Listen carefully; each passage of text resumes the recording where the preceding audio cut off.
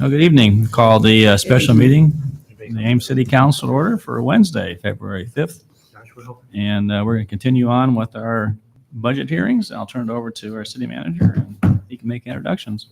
Well, welcome to our second night of review with department heads going over programs and activities. We're going to move into recreation, right? Fun stuff. Well, it's a lot of fun, a lot of work, good for your health. So what do we got planned for next year? All right. So good evening, Mayor and City Council. First off, with budget, this is a good time of the year to always thank staff. We have a great staff full time, and I know a lot of people don't realize that we have probably roughly 400 part-time and temporary staff that work for us throughout the year, in addition to the soon to be 29 full-time staff. So I want to thank everybody for the work that they do throughout the year, and then for all of those that are responsible for helping us put this budget together and manage the programs, manage the parks, manage the facilities, customer service, everything that we do. So we'll go through this with you, and do have some page numbers up at the top. All right, nothing's working. Mm-hmm. 162. Mm-hmm.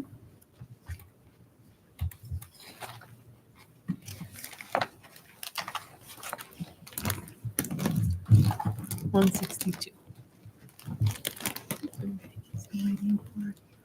There we go. All right. So I think just, I'm not going to go through each of these, but you can kind of see. So NRPA is the National Recreation Park Association, and they do a survey of all their members throughout the year. And you can see just some of the metrics that they ask questions about. And you can see how we are doing in Ames compared to the rest of the country. Almost twice the number of acres of parkland per 1,000 residents. Residents per park, we're well ahead of the national average. Operating expenditures, I think last year we were about $20 less, but with the addition of Fitch, in the 25-26, that has kind of bumped us up. And then cost recovery, which is really revenue against expenses. So double the national average as well. So fees and charges, Parks and Recreation Commission already approved the fees and charges, which are incorporated into this budget. You can see, just as a comparison, last year we actually raised about 65% of our programs and activities. This year we're about 42%. And again, kudos to all of our staff. And then you can see with rental rates, season passes, greens fees, and so on. Scholarships, you can see what you understand why we do them, providing financial assistance. Right now, again, we're still doing youth programs and activities, and then season swimming passes, which is individuals and families. And we talked a little bit about this when we brought Fitch fees, to you back in December. But just the need for scholarships, you can see 32% of Ames Community School District students qualify for free and reduced lunch. And in Story County, that's about 3,000 students, which is a 5.7% increase from the prior year. So there obviously is a need. And when you see these next couple of slides with the numbers, again, we need to continue to figure out how to get our message across and get the word out and so on, because you can see in 23-24, 32 registrations or 32 individuals came in and asked for financial assistance, which is less than $1,000. We do get a lot more interest in the summer season swim passes. So we had in 23-24 59, which was a total of 198 individuals, because there are the household passes. So really altogether, we're less than about $7,000 is what we're we're giving out in scholarships. So again, that's a focus for us. We need to continue to find ways to reach those individuals with the endowment. And I know last week, city manager probably, shared with you about adding some more money to the endowment. And we're also looking at other options too. When somebody comes into for a registration or purchases something through our department, give them the roundup option like you see in grocery stores. Just even a checkbox on a registration. Would you like to add $5, $10, $15, for scholarships? We're working on donations, for the endowment, and then events. And the one event that we have been doing, Duck Derby, did well, last year, last 2 years. So we'll continue to do that and look for other things that we can do to raise money to add to that endowment. So friends groups, you've heard me talk about this before, and these are really, and we have maybe a couple of others, but these are really the ones that are most active. Roosevelt Park with their Summer Sunday concert series. Occasionally if there's things that need to be done in the park, they will, give us money or reimburse us, for things. Friends of Brookside, last year they started doing educational walks, once a month, which has been very good. The carving that we have in the park, they paid for that. Ada Hayden Heritage Park, really kind of the flagship of friends groups that we have right now. And for their budget in January, they adopted their budget, and it's about $35,000 to $40,000 is what they have in their budget that will directly either come to us or do things within the park. And Joshua and I have some other ideas, and I should introduce Joshua Thompson, Parks and Facilities Superintendent, back here as well. And then you think Ontario Park Friends Group. It's interesting. About a half a dozen individuals that have already come forward and are interested in developing and putting together a friends group for Ontario Park. So I haven't met with them yet, but what we usually do is I meet with them and then have conversation and give them some of the agreements that we have with the other friends groups. So they're a great help, a great resource. Just even their knowledge and experience and things really help us do what we need to do. Fieldhouse, I know we've talked about this before, but I did put a slide, $100,000 in the budget. We'll do an RFP, and then we'll do, those 4 things that are listed there and bring something back to city council for, review and any questions and things once we get to that.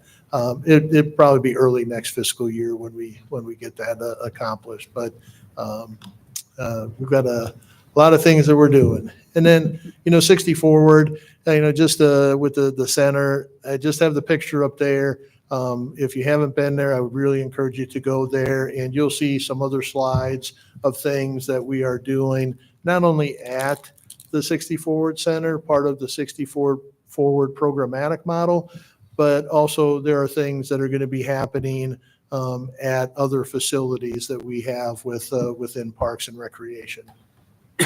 So if we move on to instructional, this, if you haven't been out to our office in a while, which I'm guessing all of you have not, but with it, what we did is we took our activity room. We had Small Wonders in that room for a long time.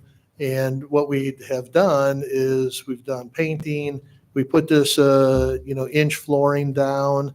And now we have our gymnastics, what we're calling it the Gateway Activity Room. We have gymnastics out here. We have taekwondo out here. And that has freed up some space in City Hall for offices for, some of newly hired staff. Partnerships, the continue, we really are looking at, instead of always trying to find the staff and do the program ourselves, there are a number of different groups, organizations that are out there that provide different activities, STEM camps, chess camp.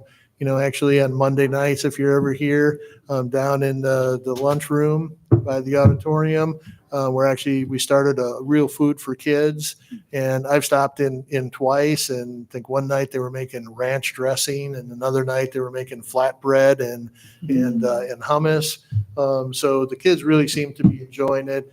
And then the can play is really for individuals that experience barriers, whether they're financial, physical, cognitive, mental, healthcare, any of those barriers. It's a Central Iowa group, and we're working to try to get an arrangement with them so we can do some programming up here in Ames. And with that too, it would be a kind of can play Iowa State students and Parks and Recreation to put that program on.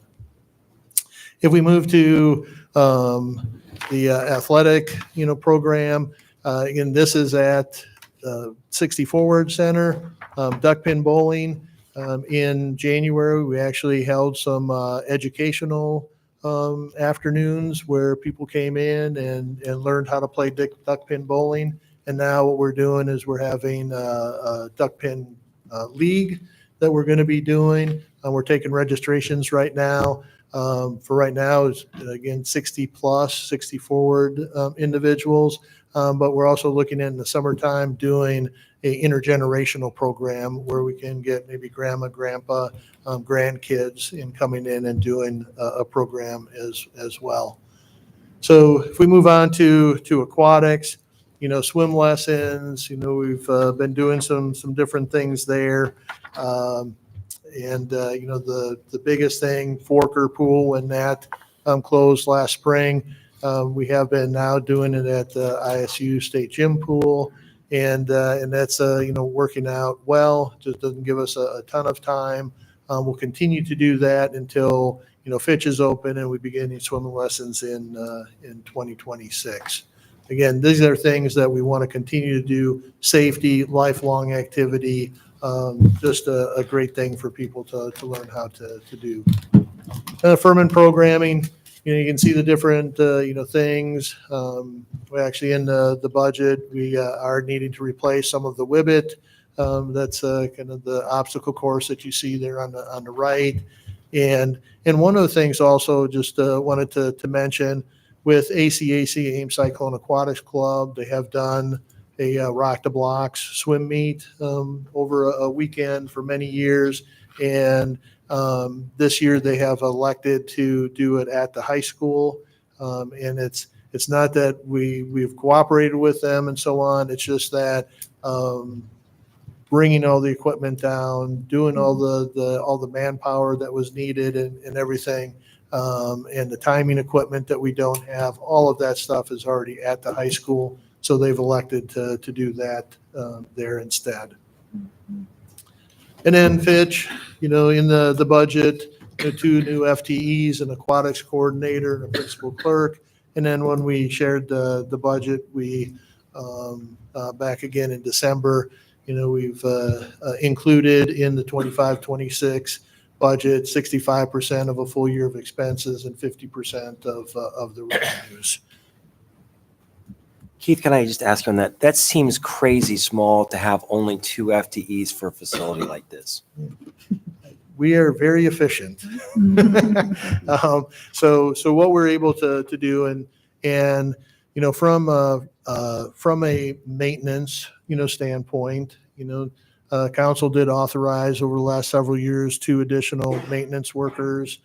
We do have 2 maintenance specialists. So we have figured out how to get all of the work done with the staff that we have from a maintenance perspective.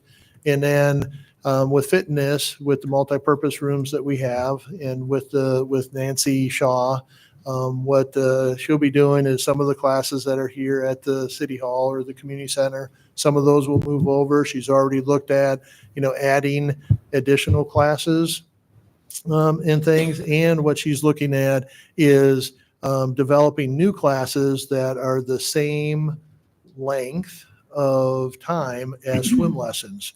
So parents could bring kids in for swim lessons, take a fitness class, and they walk in together, they go their different directions, they walk out together, and they both involved in activity. So the principal clerk, to be able to kind of really just manage that front desk to some degree. We also are in the process of hiring an office manager who will supervise all the principal clerks. We had a secretary one. We decided to go with the office manager. But the aquatics coordinator is really the big thing too. So with it all, this is, and I think Steve has mentioned before, that when we had a consultant come in and help us with the Healthy Life Center, they were looking at, hey, you need to add a whole bunch of staff. But right now, this is what we feel we'll be able to operate the facility with. Yeah, thanks for walking us through that. It's just simply amazing. Yeah. If we move on to the community center and the auditorium and band shell. So with this one, the demand for gym space, we've talked about this with the CIP. So I'm not going to do that, but we just don't have all the availability that we need. So that's why with the field house or the recplex, that's what really looking at there. Auditorium started selling concessions. People are enjoying it. Not bringing in a huge amount of revenue at this time, but Craig, our manager, he has been having conversations with promoters about trying to get maybe a little bigger band in. Maybe they're in Iowa City or Des Moines. Could they come here and then they move on to another location?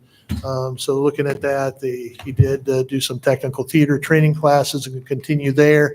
And then we're continue to work through with the Lutheran Church of Hope. They're looking maybe with a new facility that, best case scenario, they might have services starting prior to Christmas of 2026.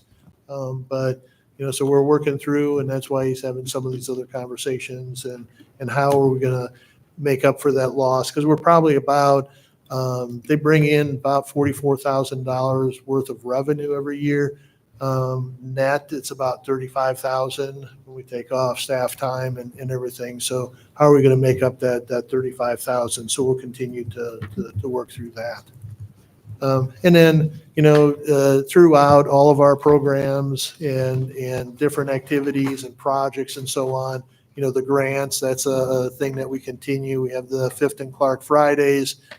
This is a flyer from the fall. We're doing more of that in the spring here as well. But a total of 12 concerts, part of, and the Iowa Arts Council grant funds basically 8 of those 12, which is great. Wellness, new weight room equipment we got in. That's gone really well. People have really enjoyed it. And then I've already given you kind of an overview of the Fitch classes that how we're going to manage some of that. 60 Forward, here's just some numbers, with it. We did a November session, 128 participants. January session, we offered 14 classes, 12 of them are being held, 131. And with the e-gym, we have staff going over and onboarding everybody with that. They get a bracelet to be able to use all the equipment. But thus far, through January 31st, we have done 266 of those onboarding sessions. And with those, they also buy punch cards through us, and we're getting that revenue as well. With the ice arena, a couple of things. We used to do our own concessions and equipment and things of that sort. Michael and Courtney worked with this company, and that's basically a vending machine. You can buy sticks. You put you can use your card, and we don't have any outlay of funds to purchase this. They do all of that. They do an inventory. They send us the inventory. We fill up the machine, and then we get a cut of everything that they sell, which is, less work. We still get some revenue off of it. The same thing, one of the things that we've done is, again, Michael and Courtney worked with, it's called Live Barn. It's a streaming service. And so what they have done is, again, they gave us the equipment, worked with IT. We had it installed. And what it is a subscription service. But anybody who purchases a subscription, through the Ames ISU Ice Arena uses, hey, that's our home base. We get a percentage of that subscription as well. So it really is, it's one of those things. Grandma and grandpa, are down in Florida. Hey, now they can still watch all their grandkids and skating shows and everything else. So another positive thing. And then advertising. So we have, boards, advertising. We do some other things, but we have been always working to try to get a wrap on the Olympia. And with this one, AMHA actually made the contact with ServPro, and it's a 3-year agreement right now, and the Ice Arena gets $1,800 a year out of that arrangement, that advertising. We go on to Homewood. You can see the number of rounds, and obviously 1920 with COVID. But this past season, just the season of calendar year 2025, we went over 25,000 rounds. So again, kudos to Pat Wienia and Nate Peets. They do an extraordinary job, and I think I've mentioned this before.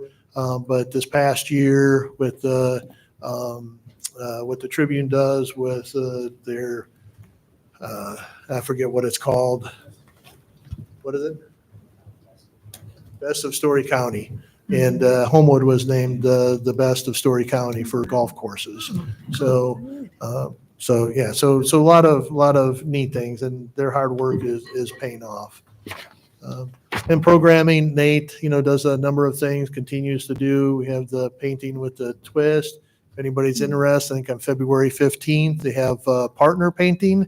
So you come in with somebody, and each of you paint one half of the on a canvas, and then you put them together for the whole picture. So that's on the 15th. So if anybody's interested, you can register. We have the cribbage leagues going on, and then we do the Homewood for the holidays and other activities as well. If we move on to parks, here's just some of the accomplishments. You can see the wrist trees, inspected and pruned, 803. Planting, again, some more grants, and then the more memorial carving that you see there that in this past year. And that was working with the Ames Foundation, and the Ames Foundation actually paid for the carver to do that, and then we wound up putting it up at Moore Memorial Park. So, we have a number of different birthdays and so on. So happy 100th birthday to Brookside Park in 2025, and you can see some of the pictures. So. One of the things that we have had staff working on is we had a lot of old slides, the old slides and some pictures and everything.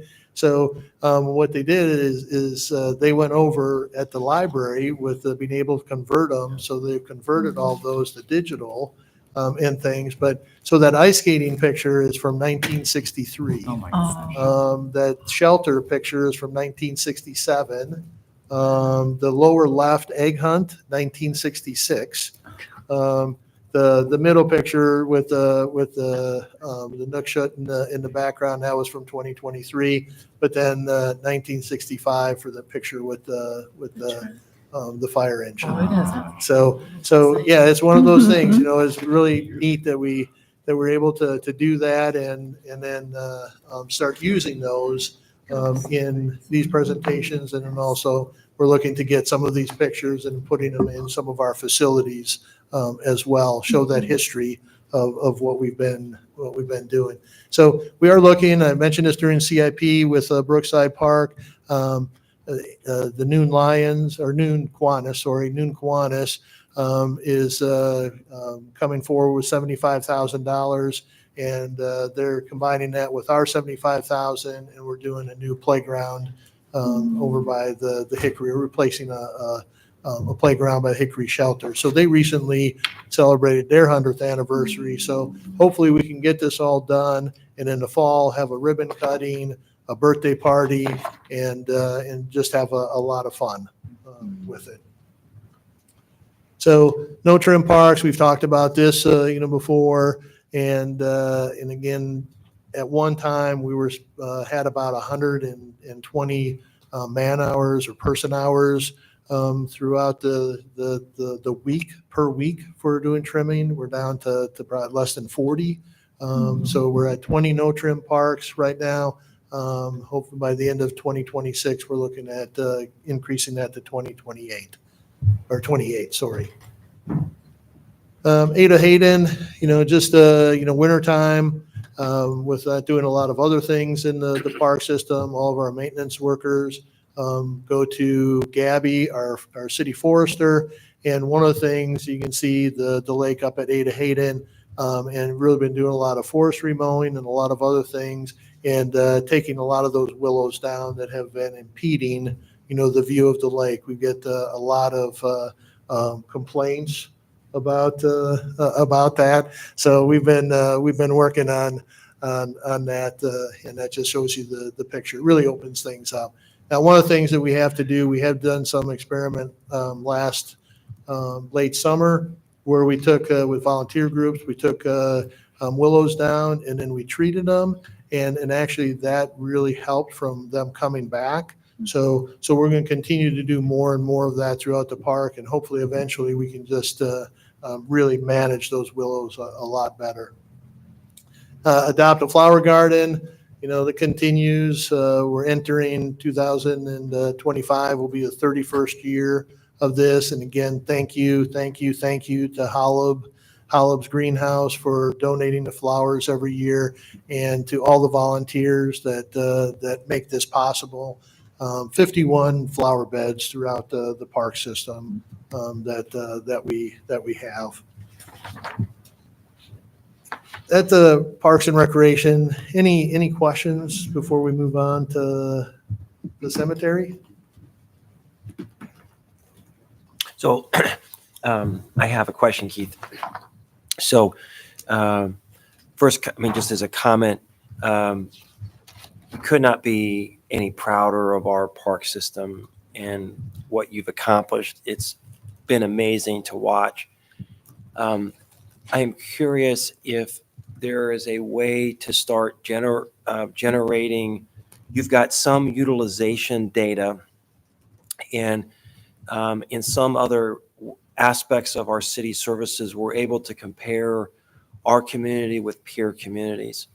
And the reason why I'm feeling a little heat to do this is that our friends in the legislature, I think, don't value the services like Parks and Rec and library that are important amenities to our community. And I feel the need to make a defense for the work that you're doing.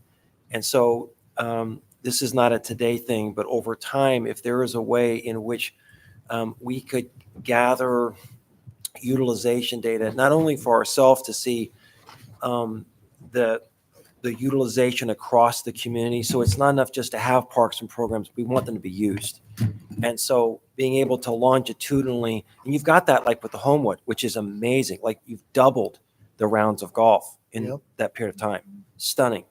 But there's a host of other programming that you do that would be helpful to see that utilization longitudinally and be able to see that with respect to other communities. Now, what's challenging with Ames, obviously, is with Iowa State, those students are utilizing university recreational facilities, and it's understandable.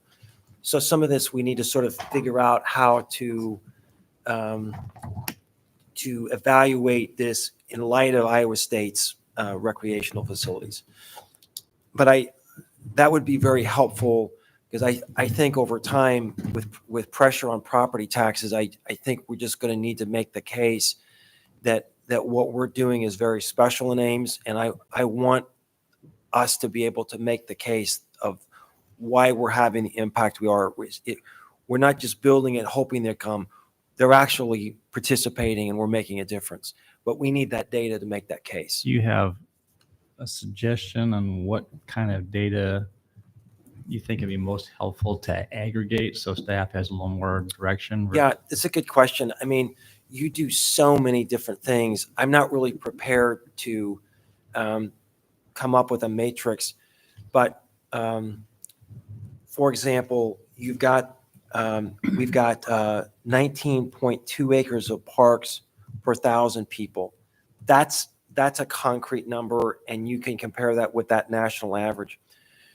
What percentage of our community participates in at least one Parks and Rec program in the community? So that would be a data point. Another one might be, of the children in our schools, what percentage are participating in swim lessons or Parks and Rec programming? So I'm just sort of shooting from the hip up here. You and your team could come up with, I'm sure, more meaningful benchmarks. But that would be, I think, very helpful for us. Should put a placeholder in that thought maybe for this, the citizen satisfaction survey. Could maybe ask that first question in terms Maybe, of yep. who uses a park service, yes or no, it's something like that. So maybe a placeholder there.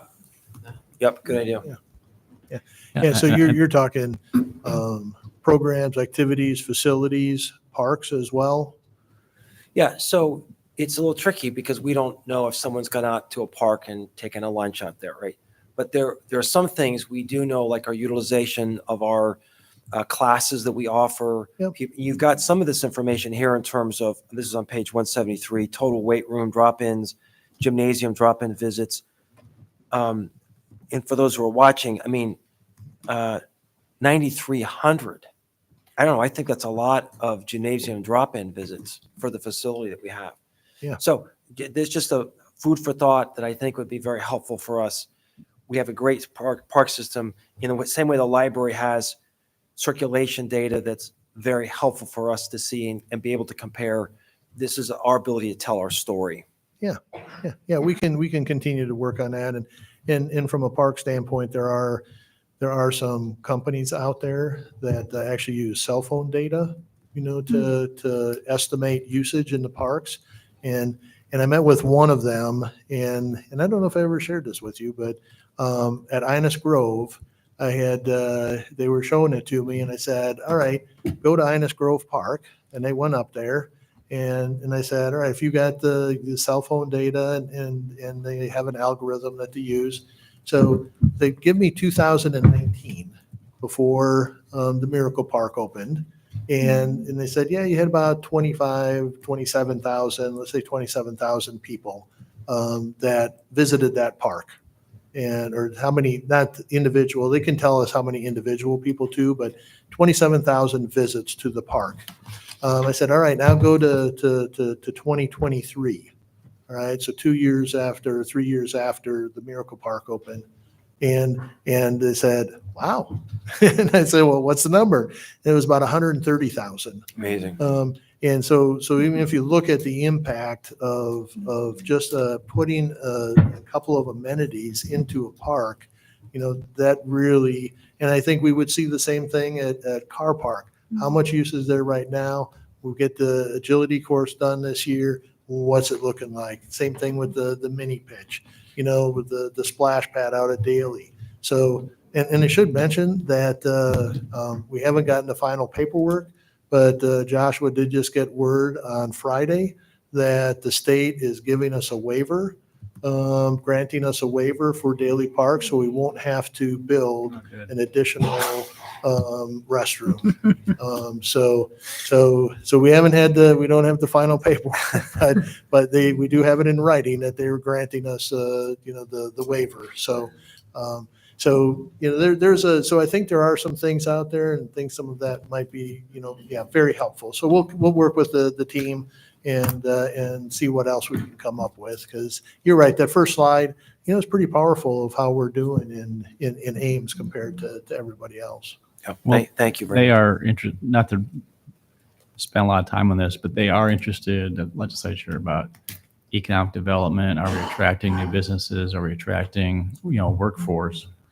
So if you get stories that say, well, we had some inquiries from ABC company and we can show that they decided to reinvest in the community or build on it because of the fantastic park system. I think your point is excellent, but sometimes, well, we don't really care how many people use the amenities. It's costing a lot of money. Yeah. Yeah, but these amenities are only, I think Brown's great point, put on our survey. First of all, our customers, our constituents are wanting it.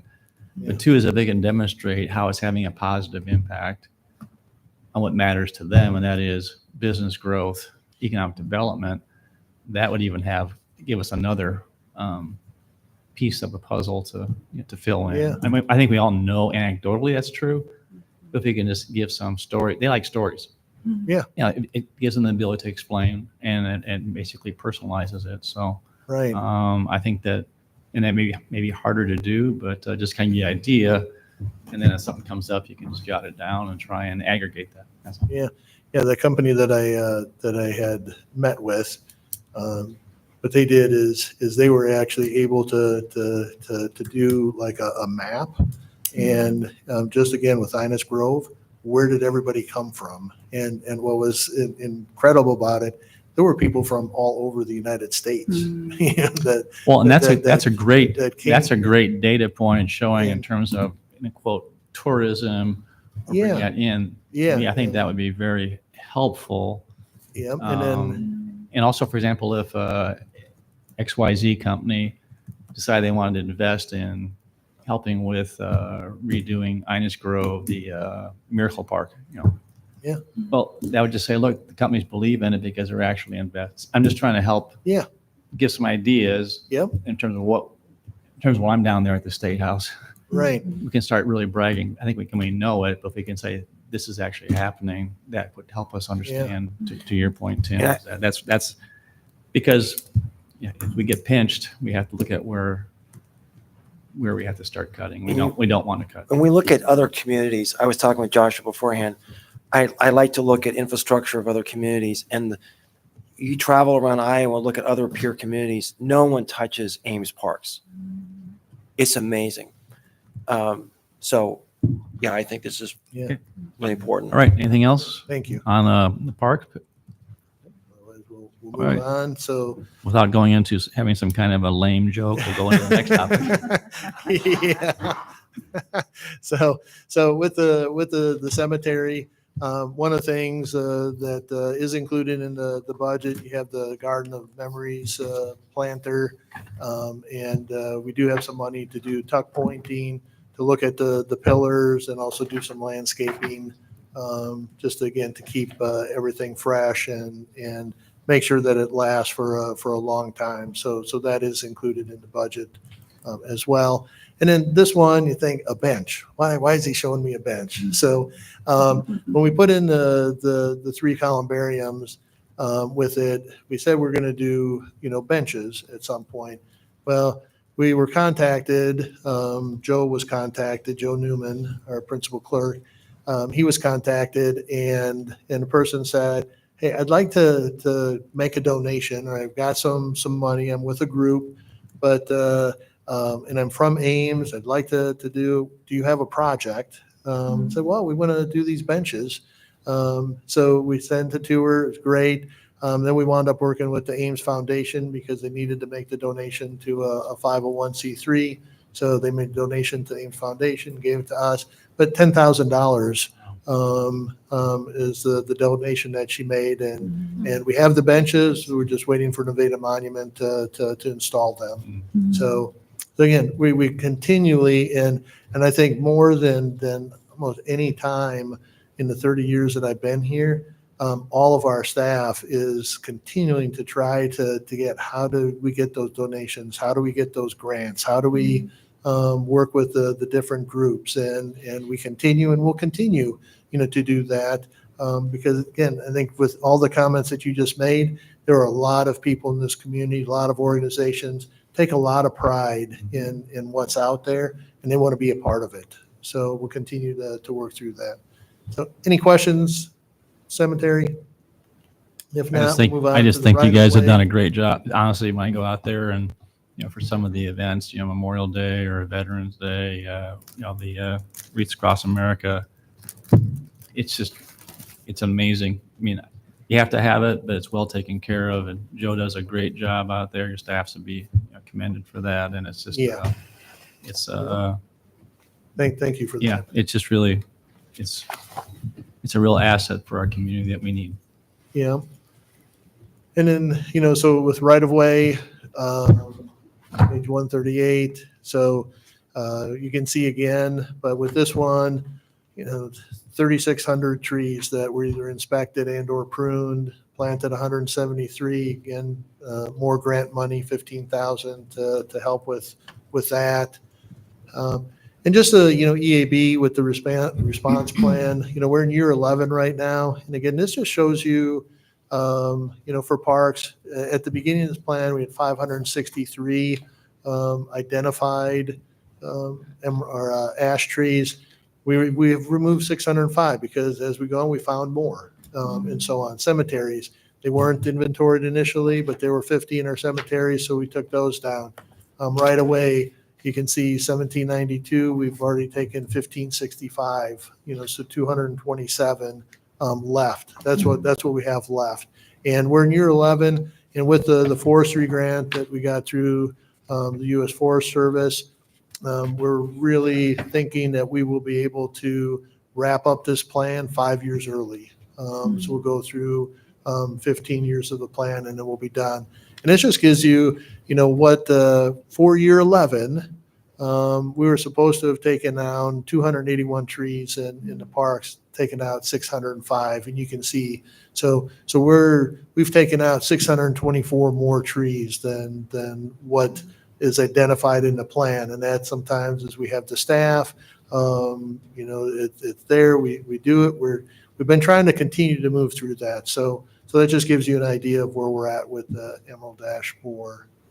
And so, any questions about the right of way? Questions? The question I have is that you do a very nice job of replacing trees and the parking. I just noticed around my neighborhood that people just don't water it, they don't take care of it, and wondering, is there any opportunity for volunteer groups that, I know staff has gone around, Right. puts a bucket, tries to water it, but some of those trees are really nice and they're expensive, but they just don't make it. I'm just curious, is there some groups or arbor type group that would be interested in that helping that as being a passion to try and help this be more successful? Because really, once you plant it, you can't go around and babysit it all the time. Right. I know you hang tags, please water me, but a lot of times people just think that they're going to grow by themselves in the middle of a drought. Yeah, and one of the things that we do, and again, Gabby, city forester, she sends out, before we even plant trees, she sends out letters and says, hey, we're going to be looking at planting, trees. Your location has been selected. Do you want a tree? And here's kind of what comes with it. And some people take it to heart, and like you said, some people don't. Right. But one of the things, I think we mentioned this, last year, Gabby has, we've purchased some buckets. We have that with water trucks, some additional staff to be able to go around. And the goal is that in the first, is it 2 years, Joshua? For the first 2 years of a newly planted tree's life is that they would get watered like once a week. Get that 5 gallons of water. So that's something that Gabby's working on because we realize that that's the case. But if there are groups out there, and maybe it's something that maybe there's some neighborhood associations, that might be interested in doing something. Like when we plant out at Sunset Ridge, we've got a good relationship with that group. Hey, would you be interested in making sure that, at least just even talking to your neighbors and making sure that they're watering the trees. I got a neighbor, I water their trees for them because it never happens. But so yeah, we can continue to work and see if we can find some of those groups to help. I'm just trying to say from adding to the bricks on your back and just thinking of some project someone might take on, like, Yeah, Boy Scouts or someone else that would be interested in certain areas to try and, yeah, because I think it's, seeing some of the price tags there's some, nice trees that are being planted and unfortunately some don't make it anyway. yeah. All right. Anything else? Can you just No, go that's- back one slide real quick for me? I just wanted to see the number. Okay. So it was over 2,000 that trees that have been taken out, ash trees. And have the same amount been replanted? I think that might be is that on the parks page, Joshua? Well, we probably don't have it for. Not the cumulative. I see this, that like the past year, but So 1 for 1 Okay. is what he's saying. great. Yeah, And sometimes we go more than that with it. perfect. Yeah, thank you. All right. Well, thank you so much for Thank you everything both. that you do for us and thank you provide so the much. funding and support, all of our staff. And again, citizens very much appreciate it, being able to do what we do. So thank you. Great. Thank you. Have a good night. Yep. You too.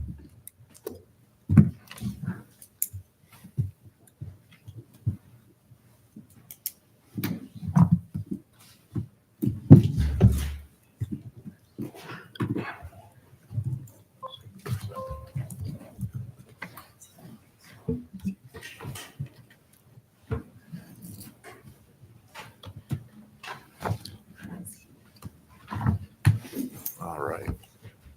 Good evening, Mayor, Council. Evening. Good evening. Joining me tonight, this is Electric. Joining me tonight is Curtis Spence, is the Assistant Director here at the utility. I've got several of our division heads here. Sitting on, just raise your hand, Kurt Zerke is our Manager of Distribution. Our Assistant Manager of Distribution is Matthew Donald. And then our Power Plant Manager is Justin Mushik. So we have a few other people, but the weather, I think, kind of decided that they were going to stay a little bit closer to home. Let's get started.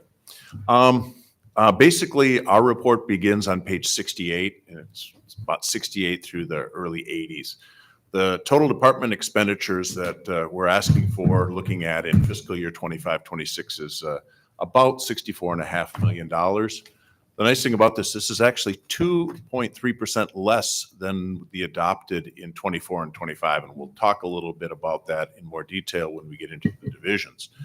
We did hit an electric peak demand of 134 megawatts. That's not an all-time peak. Our previous peak was set back in 2023.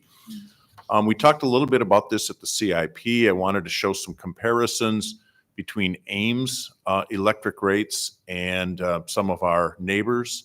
I've also included two other larger municipals, Cedar Falls and Muscatine, into the chart. The first chart is the residential, where for those that are around us, which are Interstate Power and Light, or also known as Alliant, Consumers, Co-op, and Midland, we tend to have lower or the lowest rates on the residential side. Cedar Falls is actually a little bit lower, and they've got some unique customers within their system that we think is allowing them to have slightly better rates. Looking at the small commercial again, we are very competitive when we look at our other three neighbors here in Ames. And then large commercial, we are not the lowest cost, and a lot of that has to do with when you start talking about large commercial industrial, they could range anywhere from 2 megawatts up to 200 megawatts or even larger. And Alliant alone has some pretty big customers. So when you look at the average cost to serve a customer like that, it's quite a bit different than our industrial base. Next page, please. One thing before I talk about this one, the other thing to consider is that was 2023 data. A couple of those utilities have already been approved for rate increases, Midland and IPL, which isn't captured in that slide because we use data from the Iowa Utilities Commission so that we capture everything like fuel cost adjustment and all of that. So it's usually a 1-year delay before we see the actual information. Looking at electric admin, fiscal year is a little bit over $3 million. This is up about 2.7% from last year's adopted. A lot of the things that we're working on, and we talked about this at CIP, so I won't spend a lot of time on it, but we are looking at a generation plan where we'll be looking at bringing on new generation resources in the next 5 years through the CIP. There's going to be a lot of efforts put in by Curtis and his team to get that started. The climate action plan that you're very much aware of, electric plays a rather major role in many aspects of it. And we will be dedicating quite a bit of time working primarily with Nolan here at the city manager's office to continue to look at ways, whether it's through rebates or bringing on new wind and solar, which I'll talk about under our power and fuel and purchase power division. And then we've basically, we're in, I would say, in probably the 8th inning of a 9-inning game on the cost of service study. We've basically, council has approved the rate modifications that went into effect October 1. We do have some time of use rates that you've approved, and we've got a pilot going on right now with about 20 customers just to see and work out all of the nuances to that. To fully implement that, we need our advanced metering infrastructure, which is the last bullet there. The other piece coming out of the cost of service study, which we're going through URAB and we plan on coming before council by the end of the month, is on what's called the value of solar, which was one of the topics that council basically gave URAB to look at and see how can we advance, how can we encourage more retail solar development within Ames. What do you, can you Yes, just sir. clarify, what is value of solar? Can you just clarify that? What you mean by that? So oftentimes in looking at how you structure a program, the latest way to look at it is if you add solar on a retail customer, what value does that bring to the utility or to the other customers? And you look at things like, does it reduce our transmission? Does it save us on capacity? Does it save us on energy? So it's components that you put together to come up with an overall value of what that commodity looks like. Sounds complex. A little bit of science, a little bit of magic that goes in. On the demand side management side, we're slightly less than $1 million. This is down about 33%. It's not that we don't value demand side management, but in 24-25, we did have one large project, a little over 300,000 for the geothermal. We're not doing that same one-time project in 25-26, so that's the lion's share of that reduction. Again, the big focus for the demand side management through predominantly rebates is going to be what we call beneficial electrification. A lot of it's on education. We recently had a open house, if you will, that talked about air source heat pump water heaters. And I know a couple of our employees here at City Hall recently put one in, and they're our biggest advocate. I think they love them. So if you're ever looking at replacing your hot water heater, I would encourage you to talk to people like Susan Guiazda and Brian Phillips, and they'll tell you how much they're saving using their heat pump water heaters. EV infrastructure, we're continuing to add more and more EV chargers throughout the city. We're also partnering. We've got some of our car dealerships that are putting them in, as well as you're aware that Tesla has some. There's also a group of chargers that's looking at 13th Street to be putting in some level 3 chargers up there. So that continues to get built out. Mentioned the residential solar, and then obviously our rebate program. We continue to look at that to see how best to spend those dollars to encourage upgrading different pieces of equipment. The other thing we know is primetime power. That's where we cycle air conditioners during the summer. Our current system is rather old. We will be looking at what I call primetime power 2.0 as our advanced metering infrastructure comes out. We need that infrastructure to begin looking at that. Will not be rolled out in 2025, probably closer to 2026. On the electric production side, fiscal year 25-26 is about 14 million. This is down 0.5%. And part of the big thing that helped was we had a large increase in property insurance costs last year. It was like 45% increase. We've reevaluated, reassessed some of our assets, and so our property insurance has come back down to a more justifiable, a more reasonable level. We're doing more in the area of removing asbestos out of the plant. We don't do that all at once. We do that over a series of years. So there is a little bit more money in there for further asbestos removal and replacement with non-asbestos insulation. With the waste to energy sunsetting here in the next couple of years, one of the projects that we have in there is looking at how we're going to keep the building warm in the wintertime. On days like this, without the plant running, there are days when it gets a little bit chilly in the power plant. So there's some stuff that our engineers are working on. On the power plant life assessment, again, we spent more time on this on the CIP, but we know we have at least one unit that is getting near the end of its useful life, probably in the next 5 to 10 years. And that's why we're looking at the generation resource plan. How do we replace that? What is the best way to do that so that we maintain reliability, cost effectively, but then also bring as much renewable energy as we can? That's that triangle we talked about at the CIP. I listed up combustion turbine 1 here. We're actually in the throes right now of having a leased unit put in right now. That's our Black Start unit, while they take another unit, refurbish it. This is the one that failed here last year. So hopefully by the end of the week, we'll have our Black Start capability back at 100%.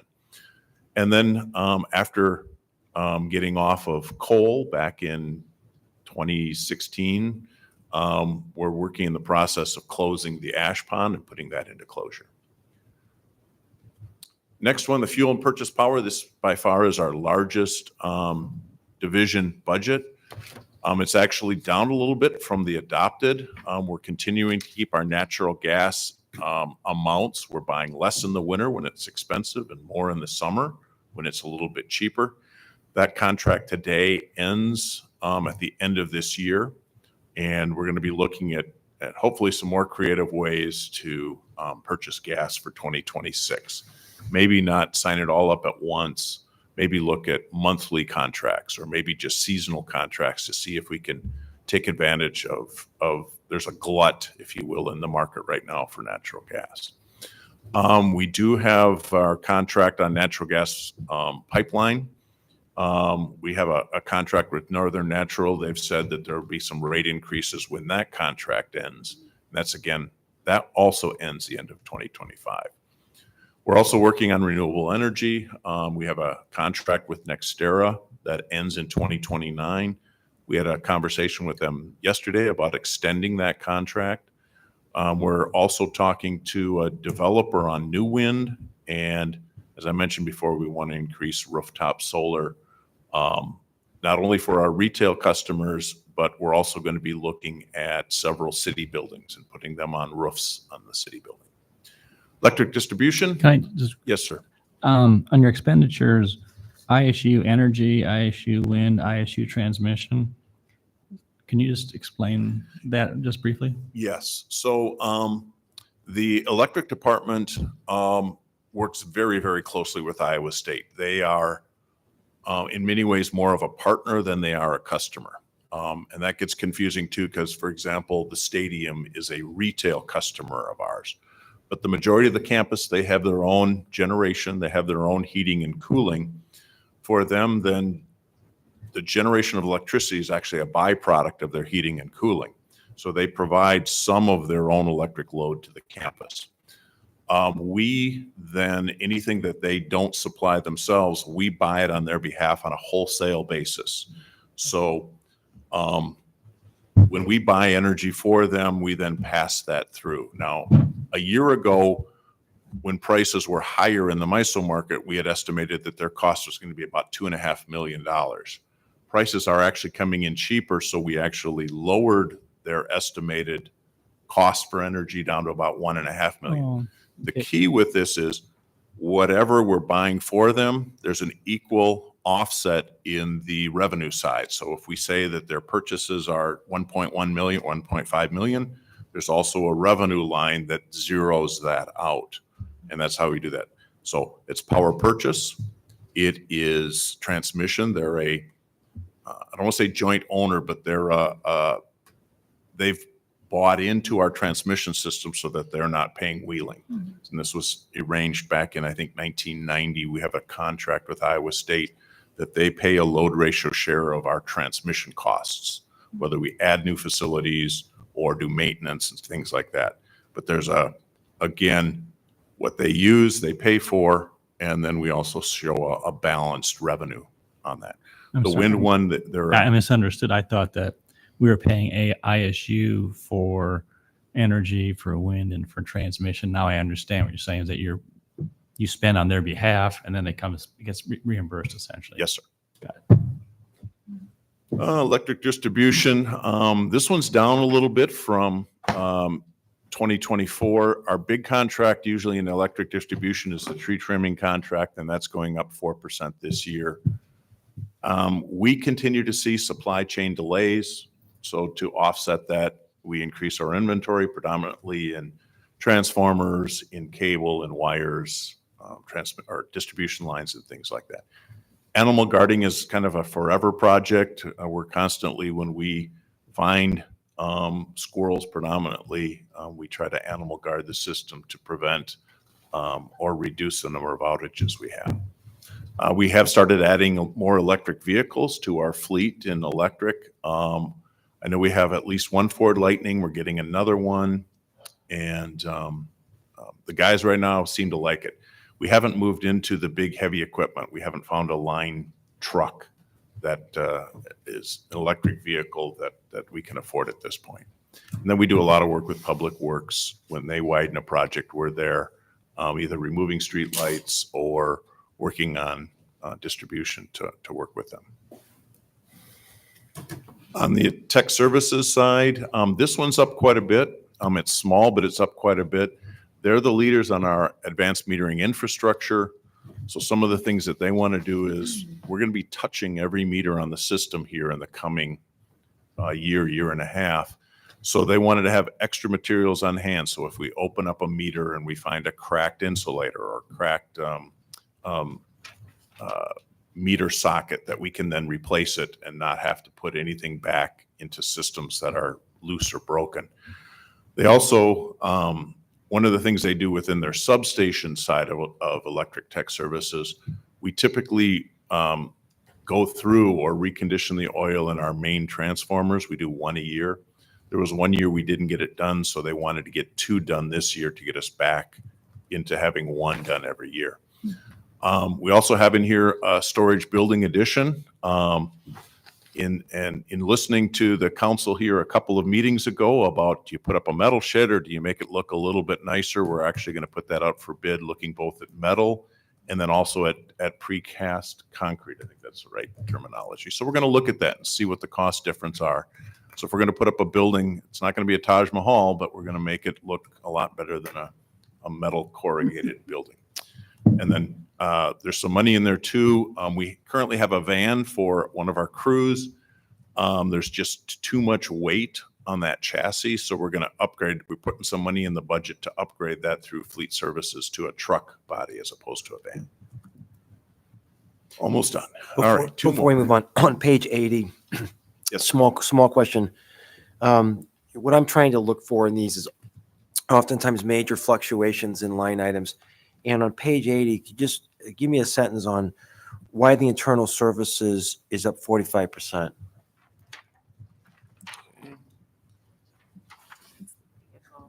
I think that's the vehicle upgrade. That's the vehicle upgrade. Yes, sir. Got it. Transfer the funding to fleet services, and then they actually make the purchase. Okay.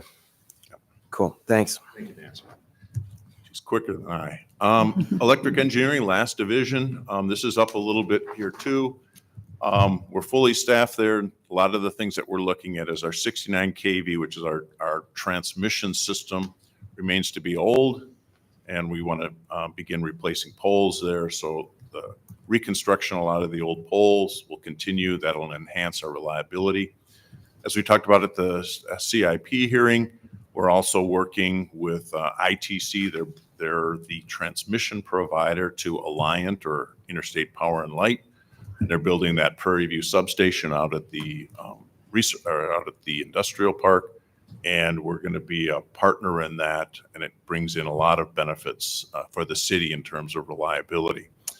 Let's see. Retail solar approvals, we're up to about 214 as of today. And we have about 4 or 5 projects that are in the works that'll be added to that. We have about 1.7 megawatts or 1,700 kilowatts of retail solar currently on the system.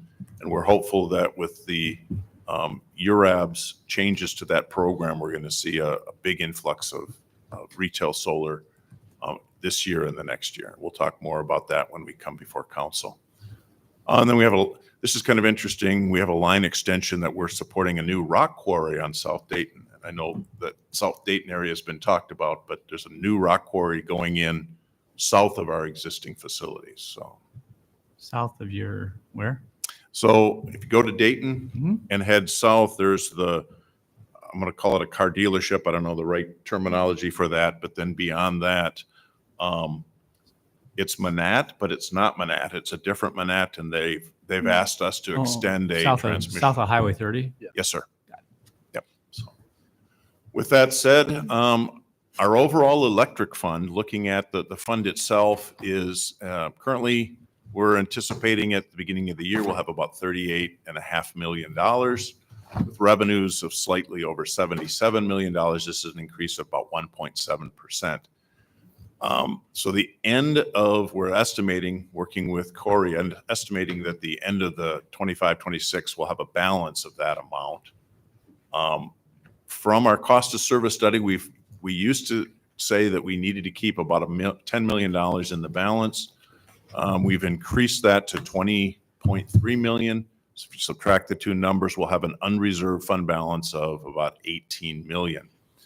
Also included in all these numbers, and again, I think Corey talked about that when finance was up here.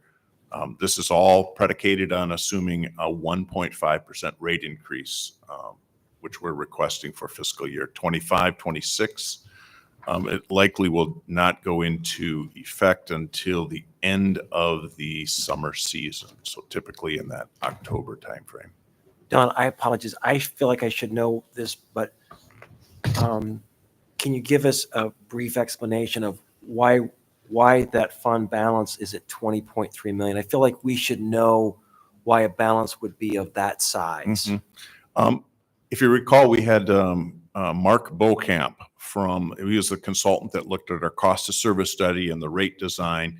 And there are several elements that you look at that in creating that number. So you look at, okay, do you want 45 days worth of cash in the bank if you needed to pay bills? This is from a electric utility specifically. I think there was a rule of thumb that you wanted more like 90 days. And so there were several aspects that came out of the cost of service study. I believe we talked about that at council. I can go back and get you more detailed information, but that was the recommendation that came out of that cost of service study, was to increase that fund balance target to about 20 million. So it's not for a rainy day fund in case there was an infrastructure crisis. This is for providing services, like a derecho comes in, takes out capacity, and we're having to buy off the market to take care of the community. That's what we need to get us 90 days.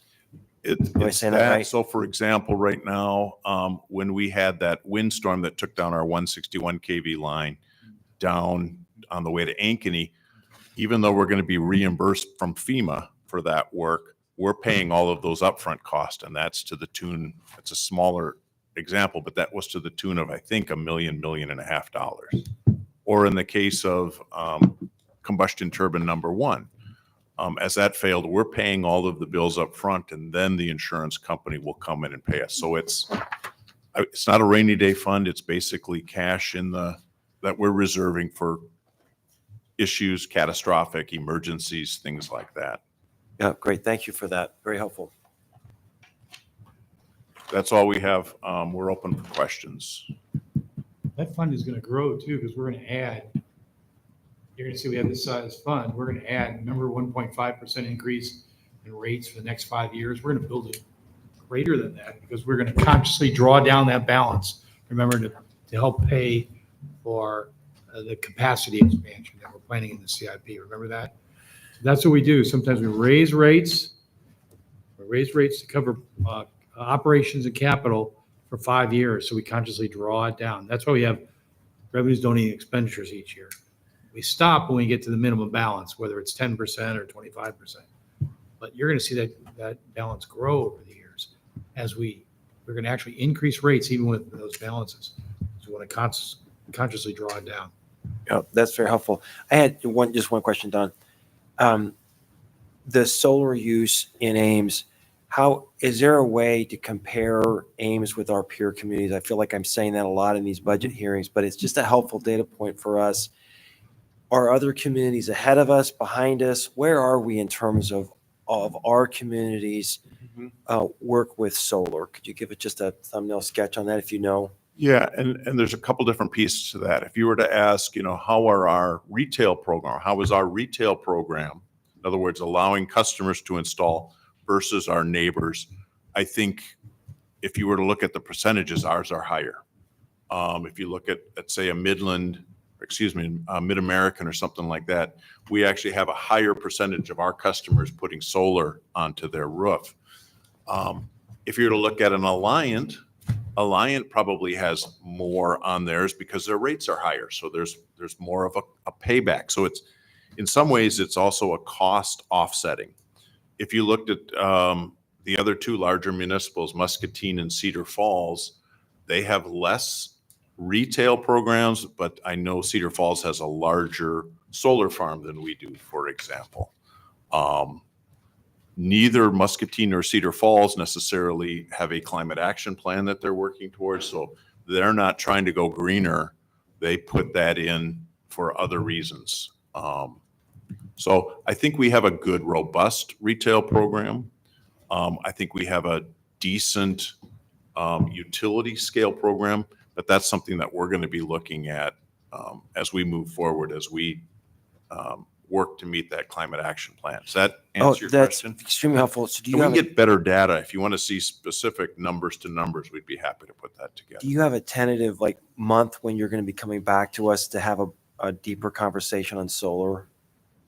I know we're going to be coming back to talk about what we talked about, the value of solar on the retail side, and we'd be happy to add that in. We think we're coming back the 28th, but we have a URAB meeting the 21st, something like that. I know we have a project where you're going to be thinking about the basically the program for the community in terms of the incentives for adding solar, and so that's been something we haven't talked about in a while, and I know you're coming back, but I just didn't know when that was going to happen. That's the meeting you're talking We about? believe we're going to do it on the 28th. So URAB has had its meeting. It has selected a proposal to recommend to council. We're writing that up, and then that's what we think URAB is going to present to council as soon as the 28th of February. Oh, wow, that's great.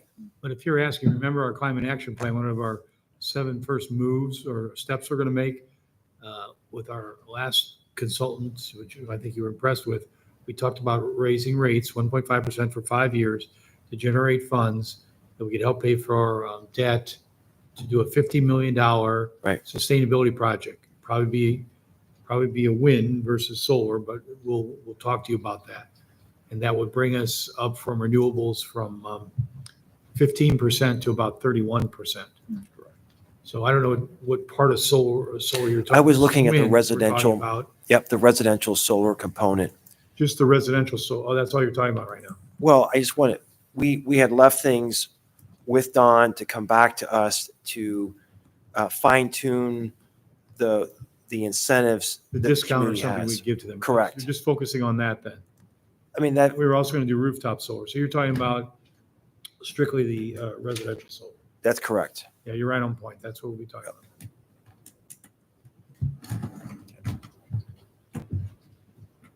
Were you going to cover the storm warning system also, Don? I had printed off that sheet. I do not have a slide for it. Basically, from a storm warning standpoint, and this crosses several departments. On the storm warning, basically, we maintain the storm warning, and we have roughly $10,000 in there each year. Basically, it's to cover labor. And that's about it on that. There's nothing major to report. Each time we have, like we had one today, it's the first Wednesday of the month. And then we have our crews out there making sure that each of them are functioning properly. We work hand in glove with the police department. And then, so there's really no changes to that, but it's about $10,000. As the city expands, we add those. And remember, this is an outdoor warning system. It's not intended to hear from your house. So we always want people to use other means to be alerted, but it's an outdoor system. And sometimes it penetrates the homes, but you can't rely on it just for that. In Story County Emergency Management, you're talking about there's communities around in Story County that have antiquated or have issues with their outdoor siren system. One, because of aging out, or two, is they have some technological issues. Is there a potential replacement plan sometime in the future for that it should be planned for, or is that something which really it's just you maintain it and it's fine? So ironically, we replaced ours, and I want to say about 7 years ago. And if I recall, we took our old system and gave it to Huxley. So gave it, Steve? Huxley received it in some form. And, but we have not started planning for a future replacement, but we should. I was not aware that it's only 7 years old. So Yeah, and I'm guessing on the year, but I remember the old system going to our neighbors to the south. very good. All right. Thank you very much. Appreciate you all coming Thank you. tonight. Thank you. Good job.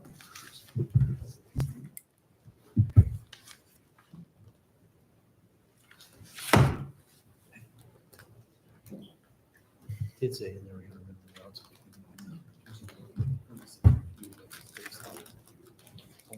All these calculations, historical rate-based appreciation is all like, there's like 6 things industry best practice. So that's really, but yeah, it fluctuates. Yeah, I forgot to do that. What's that? I forgot we increased. Yeah. We were way. 10 million.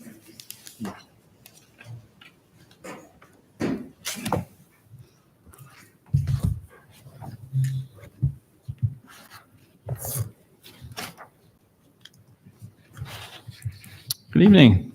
Good evening, Council. evening. Mr. Mayor. On behalf of all the members of the Ames Fire Department, thank you so much for allowing us this opportunity to present to you our 2025-26 operating budget.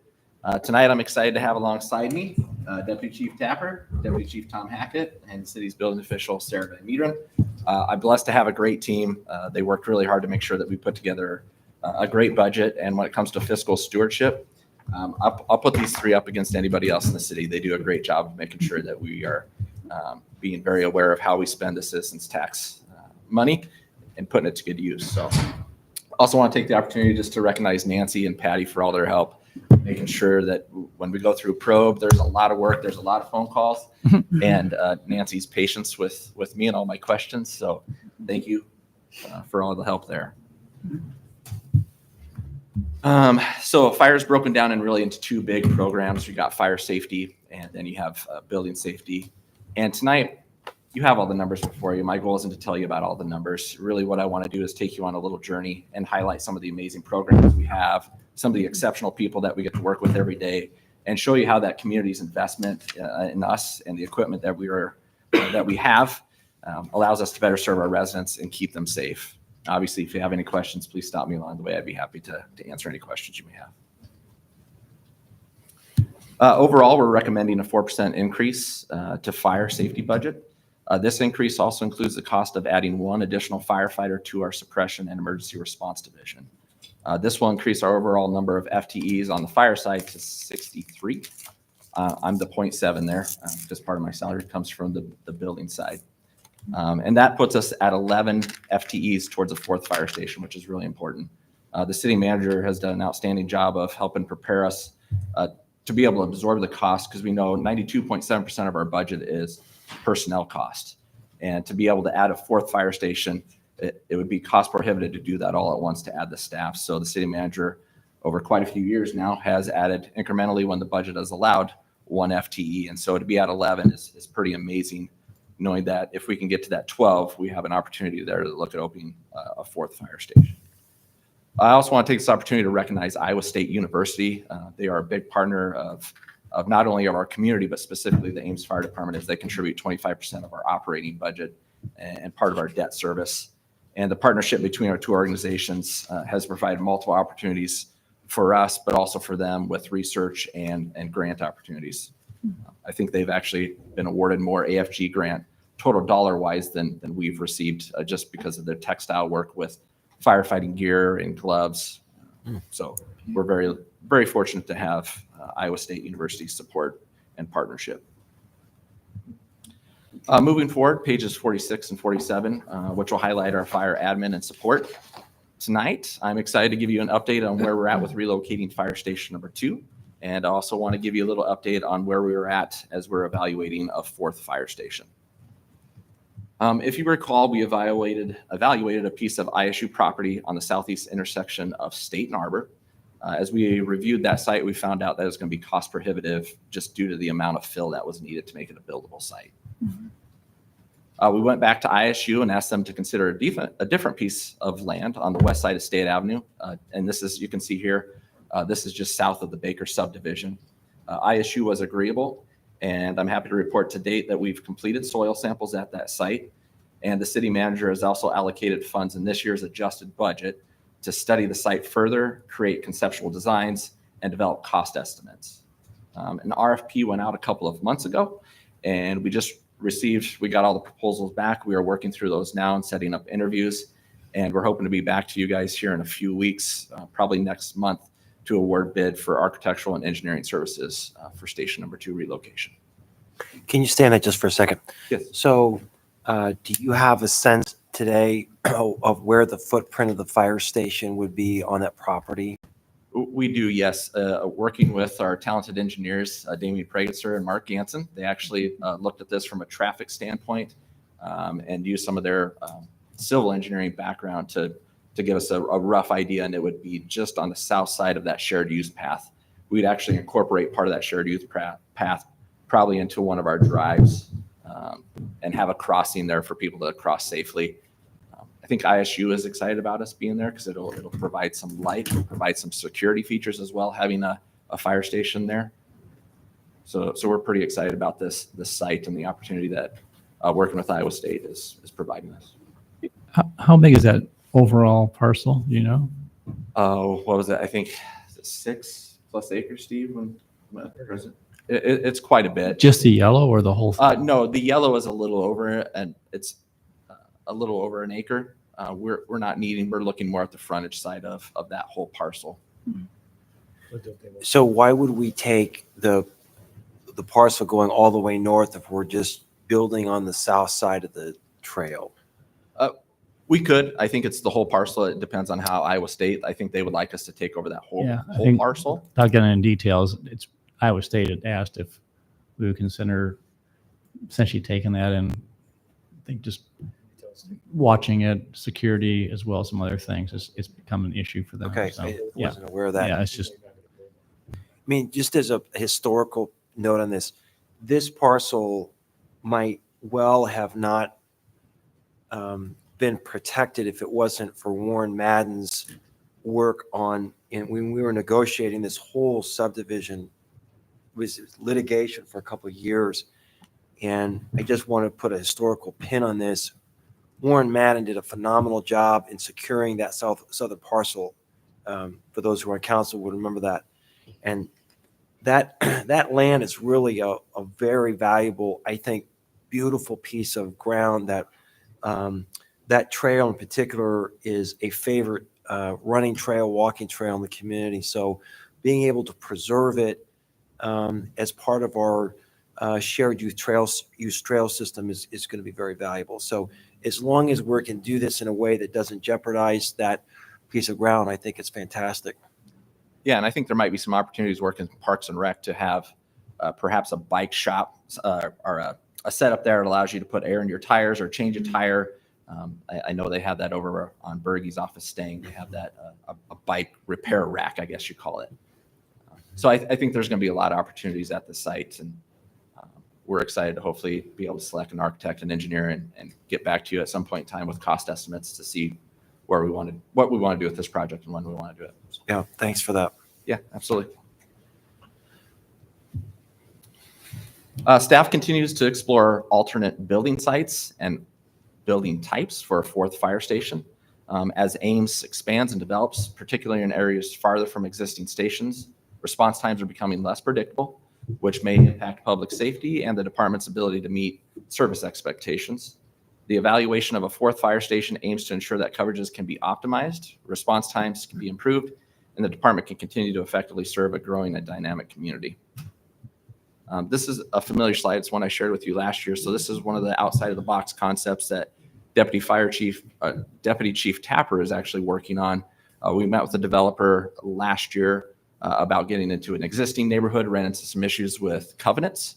And so we're exploring other options before covenants are drawn up to maybe look at, could we put a house somewhere that we could use as a temporary fire station to alleviate some of our response time issues to that far north side and buy us time to build a fourth fire station, not put such a heavy burden on the taxpayers with another a bond.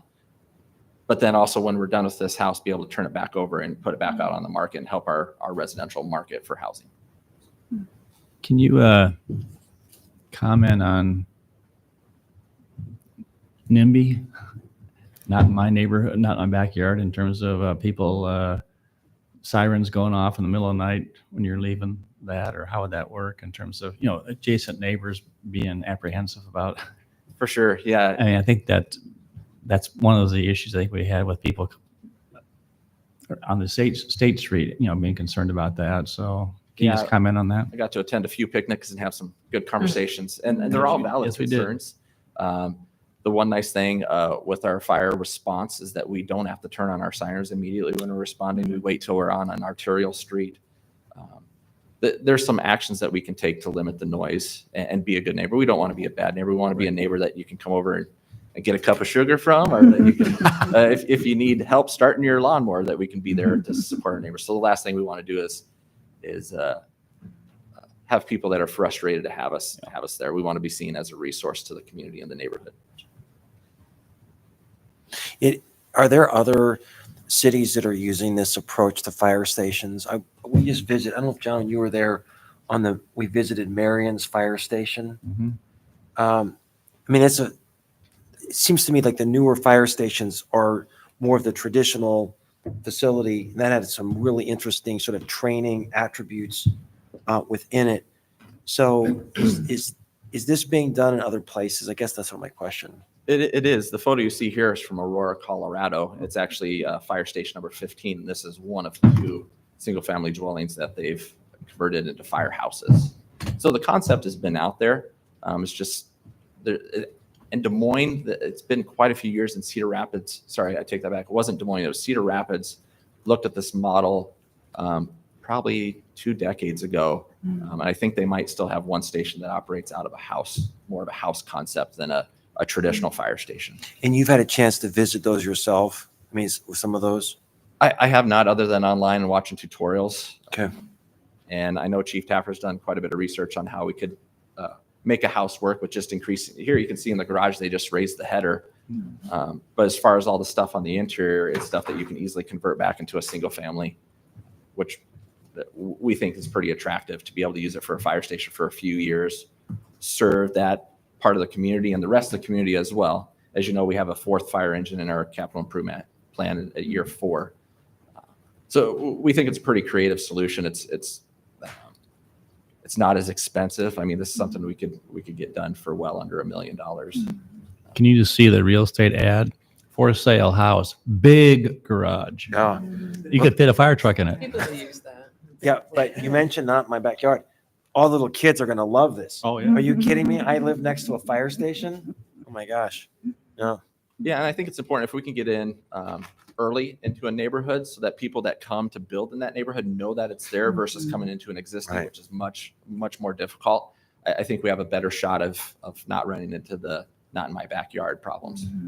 It'll still be a concern that we have to address, but people move there or build there knowing that a fire station is temporarily located there. And if you think about it, our campus town station is in one of the most densely populated areas now. Yeah. Right. You know, students listen to it all the time. So, Yeah. yeah. It's interesting how that works sometimes. Let's see. Here's just a quick reminder of our 2040 plan. This looks familiar, just highlighting our potential growth areas. And then this is the City of Ames Fire Department, our 5-minute response map. So it kind of gives you an idea of where our coverage is maybe lacking. And you can see up north there as I zoom in on it. This is the northern growth that we'd be looking at with a 4th fire station to serve. I believe council's also exploring some annexation up in this area as well that would add quite a few homes. So we've been working with the planning department. We're evaluating future zoning needs in this area and are working collaboratively to evaluate what type of uses might be restricted in proposed development outside of our target 5-minute response area.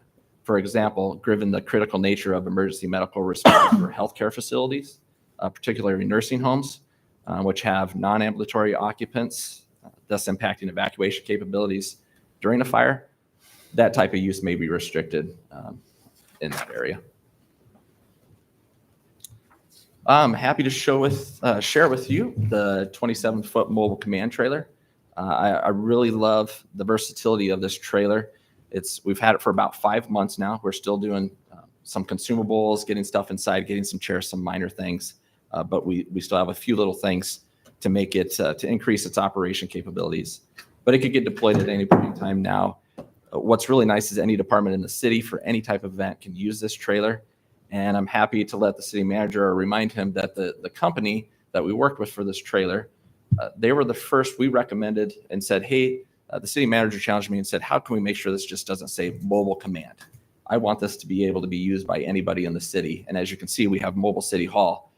We challenged that company to come up with a signboard that could be changed out. And they said that we were the first to do that. And now they're kind of marketing that approach that one day it's mobile city hall, the next day it's mobile parks and rec, the next day it's a mobile command vehicle. You want a royalty. Well, I got another slide I'm going to share with you that we're getting another trailer from them. They've been a good vendor to work with. We'll now take a look at our fire suppression emergency action. This is probably the most forward-facing that our public sees, and will be on pages 48 through 52. So before we talk about all the calls for service, I want to take the council and our audience behind the scenes just a little bit of how our crews train and perfect their craft, their knowledge, skills, and abilities to be their best on someone else's worst day. So this summer, we were lucky enough to have 2 structures provided to us by Alliant Energy. They were out on East Lincoln Way. Both of these structures were going to be demolished regardless of our involvement with them. They came to us and said, hey, can you get some training out of it? We said, yeah, it doesn't get much better for this, for location, neighbors. So the photo you see here is what most people saw on Facebook as they drove past what they see when they hear about live fire training. They see smoke, flames, firefighters spraying water every once in a while. They see a structure being burnt to the ground. But what most people didn't see is the hours, days, months, and even years invested in preparing for a type of training like this and the value that we get out of it. So I'm going to take you on just a quick little journey to highlight some of those things. So there's time in the classroom, learning how to fight fire. I know it sounds put the wet stuff on the red stuff, right? But it gets pretty complicated with flow paths and how water interrupts heat signatures and how we can use different tools to increase survival rates for anybody that's inside. There's hours and hours of firefighters putting their gear on, taking it off, hours of putting on your self-contained breathing apparatus, taking it off, troubleshooting it. How do you limit the air that's on your back so you can maximize your rescue opportunities inside of a structure? So crews making sure that not even a second can be wasted on movement that doesn't lead to a faster turnout time. They drill and drill and drill this nonstop. Hours and days and weeks drilling at our City of Ames training site, COATS. Appreciate the council and the city managers' support on growing the site using used shipping containers. We get a ton of use out of this. We've used it for statewide trainings. We've even used it for regional trainings. So we're very fortunate and can't thank you guys enough for the support of growing this site to make it what it is. We get a lot of use out of it. We spend a lot of hours and time out there. Hours and days drilling at the actual burn sites, taking advantage of the different house layouts, practicing search and rescue, firefighting, firefighter rescues, laddering, overhaul, ventilation, water supply, you name it. We take advantage of everything that we can at these two different structures that we're lucky enough to have. And finally, that day comes for live fire training, where years and years of experience is shared and passed down to our newest firefighters, where knowledge, skills, and abilities are put to the ultimate test in a controlled setting. These are rare opportunities, and given the location, logistics, and timing, to be able to pull off such a valuable training, we're just really grateful for Alliant, and especially our training officer, AJ Plock. He's really the one behind the scenes making the phone calls, making sure that the state can sign off on these, making sure our people are prepared for everything all the time, and that our crews have the necessary knowledge and skills and abilities to serve our community. Our training officer, AJ Plock, deserves a shout out. So I want to make sure we recognize him and all the hard work he put in, especially to this live fire training. So kudos to AJ. Last year, our crews responded to 5,990 incidents. So of those incidents, here's a little breakdown of our calls. You can see the one thing I want to highlight is our medical. That's at 47%. Last year, it was at 52%. The year before, it was at 55%. So the question is, Rich, why is it going down? So I'm happy to report that by working with Arch responded to 170 calls that we would have been dispatched to. That represents 6% of our call volume for just the medical calls, which is 2,800 medical incidents. So that's been a good relationship working with them to lessen the amount of calls that our crews maybe aren't as well equipped as Arch is with mental health. And so we really appreciate that opportunity there, and it's had an impact on our medical calls, maybe not the overall call volume, but at least our medical calls. Is it possible to hang a number on that in terms of what the cost savings is? Not right now. I'm sure I could come up with numbers. Well, I'm just thinking that Yeah. we're increasing the investment in Arch, and it's a really invaluable service. But if there's some offsetting that's actually occurring by a reduction in, or the ability to respond to other calls that maybe you couldn't. Absolutely. I think that it's important for council to be aware, and also the community, because someone says, why are you spending or investing $130,000? Well, look what's happening in response because of that. I think it'd be a helpful data point. It doesn't have to be right away, but just maybe if you can get back to, council on that, and even an estimate, and then maybe in the next year you could just kind of give a little snapshot of that. Yeah, it'd be my fascinating, pleasure. especially if it keeps trending down. It's fascinating. Yeah, this has been very helpful data for us to have. In the prior slide where it showed the years and you see that big dip in 2020, is that all false alarms that didn't happen because school wasn't in session? What is that No, number? so if you recall, that was COVID. Yeah. Yeah, I mean, I figured that, but everybody was still inside, so. Yep. So what we did working with Mary Greeley and our Ames dispatch centers, we changed our response protocols using emergency dispatch, so that when customers called in through 911, our dispatch center was able to prioritize those calls on if they were what we use alpha Echo, Delta calls, what priority did they have? And so if they were low acuity calls and perhaps dealing with COVID, instead of risking sending fire, Sure. EMS, and even PD, we collectively agreed that we will send one EMS unit to that call to investigate, then if additional assistance was needed. So that really represents that change in our response protocol during COVID. I see. Thank you. Yeah. Interesting. No, that's good. That's good because that's a pretty big dip. Then. Yeah, for sure. Interesting. I want to take this opportunity to highlight some of our low frequency, high risk special operations. So all of our crews are trained in firefighting and emergency medical service, but they are also highly trained and can perform low angle, high angle rope rescue, confined space, trench rescue, water and ice rescue, hazardous materials rescue. And in these pictures, you can see them working with some of the rope just in the back of fire station number 3, working on rigging and rope layouts, creating different systems for raising and lowering. Crews also had the chance this last year to learn how to perform grain bin rescue with the addition of the ISU feed mill and the amount of ISU farms we protect within a 5-mile radius of the Ames city limits. We recognized a service gap. And with your support and with the purchase of grain bin rescue equipment, along with 2 days of training for each shift, we were able to prepare our crews to do grain bin rescue. I also want to take a moment, the vehicle you see in the back. So this is an innovative approach that some very skilled members in our fire department have taken. That vehicle was our hazmat response vehicle. And so it would only go to hazardous materials calls. And then we used trailers to try to support our trench rescue, confined space, grain bin rescue, using different trailers. So by adding you can see the graphite colored boxes on top, those are added onto that vehicle. We made it a special operations. We're working with a company to change some of the compartment space. And what it would cost $800,000 to buy new for special operations, our crews are able to spend $80,000 and outfit that vehicle to handle all of our tech rescue. So kudos to the crews and their work and our deputy chiefs finding a way to make something there at a fraction of the cost to serve our community for those low frequency, high severity calls. And that's all with depreciated funds as well that we're doing this project. Let's take that out. Remember to keep it in here. Here's just some pictures from us training and grain bin rescue. And just want to highlight some of those things. This is out on an ISU farm. Crews working on the rigging. That's our newer tower truck. It's been so useful, so helpful in training. Here in this photo, you can see our crews practicing what we call skate blocking. So the individual you see above the silo there, they actually started on the ground next to the truck. And so skate blocking allows you to raise somebody vertically and horizontally. So imagine the staircase not there to the silo. We could actually still get somebody on top utilizing our tower and the skate blocking technique. And then here's the actual grain bin. So using ropes, you got to get to the grain bin, and then you need to work on getting the individual out. So here you can see crews using the interlocking panels. They're placing them around the trapped individual.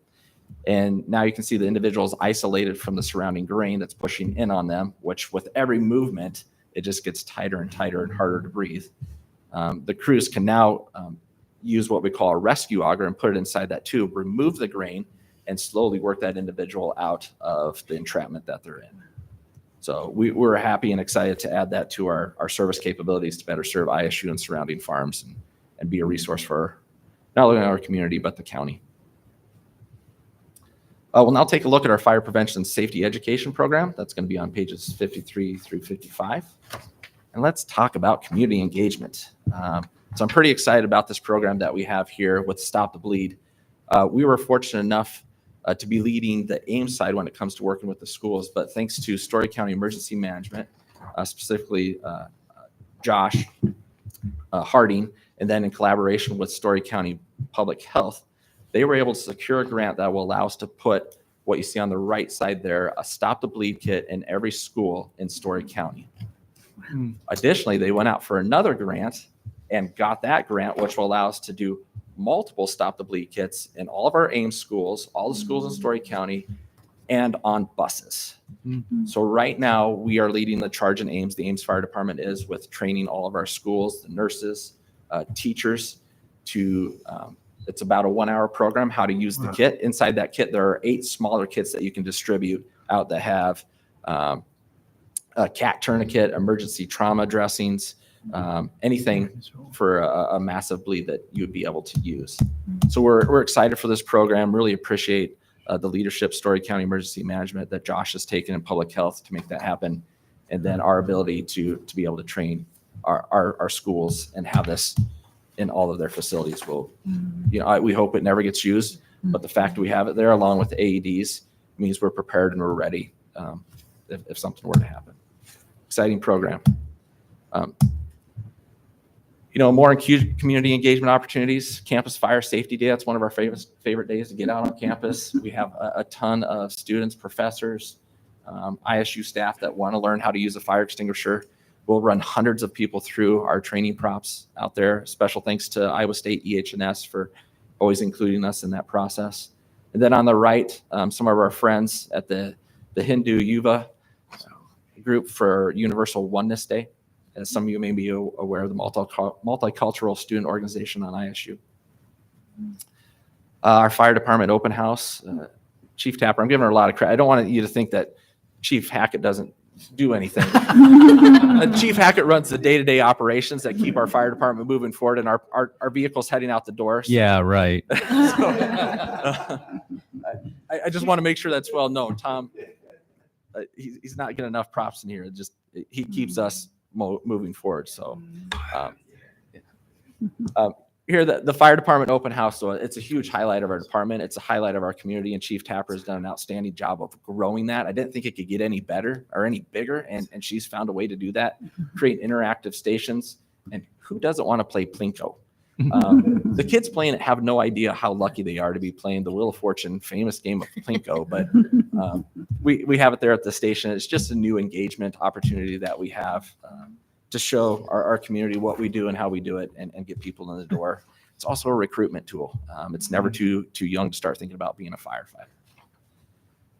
For about the last 30 years, maybe you've seen this, maybe you haven't, but the Ames Fire Department Safe House has seen thousands and thousands of elementary-aged Ames school students go through this. Story County elementary-aged students go through this trailer, learn how to stay low under the smoke, feel for a hot door, how to get out safely for a window. And its service purpose. We even have it set up to use 911 on a landline, so that kind of dates this a little bit. But this trailer has served its purpose. And I'm happy to report to you that through our fire inspector, Jason Zip, he was able to secure another FEMA grant through FP&S, Fire Prevention and Safety, $235,000 grant to replace that with another trailer, the same group that built our mobile command trailer. And this thing, it's an all hazards, ADA accessible trailer. It has a TV screen in there. It talks about the difference between a weather watch and a weather warning. It has a stove that lights on fire, well, fake fire. It has water shutoff, gas shutoffs, has grill turnoffs, a pole station. So many features in there to not only train just our elementary, but our most senior population as well. There are things in this trailer. That's why it's all hazard. It's just not fire prevention. So we're really excited about getting this trailer into our fleet, which will be at the end of this year, and getting it out to the public. It's so much more versatile and just going to be a great prop for our community. And it's costing us a fraction of that 235. It's costing us 2.5% in our match, because Iowa State is also matching it as well. I'm excited. Hopefully you guys hear that. This trailer. Yeah. Moving on to building safety, we're looking at an overall, that you're not reading that wrong. It's not an 11, but a 1.1% increase overall. Once again, we're not recommending any fee increases for our rental or building permits. And just for a little reference, our last building permit fee increase was in 2013, and that was a 3% increase.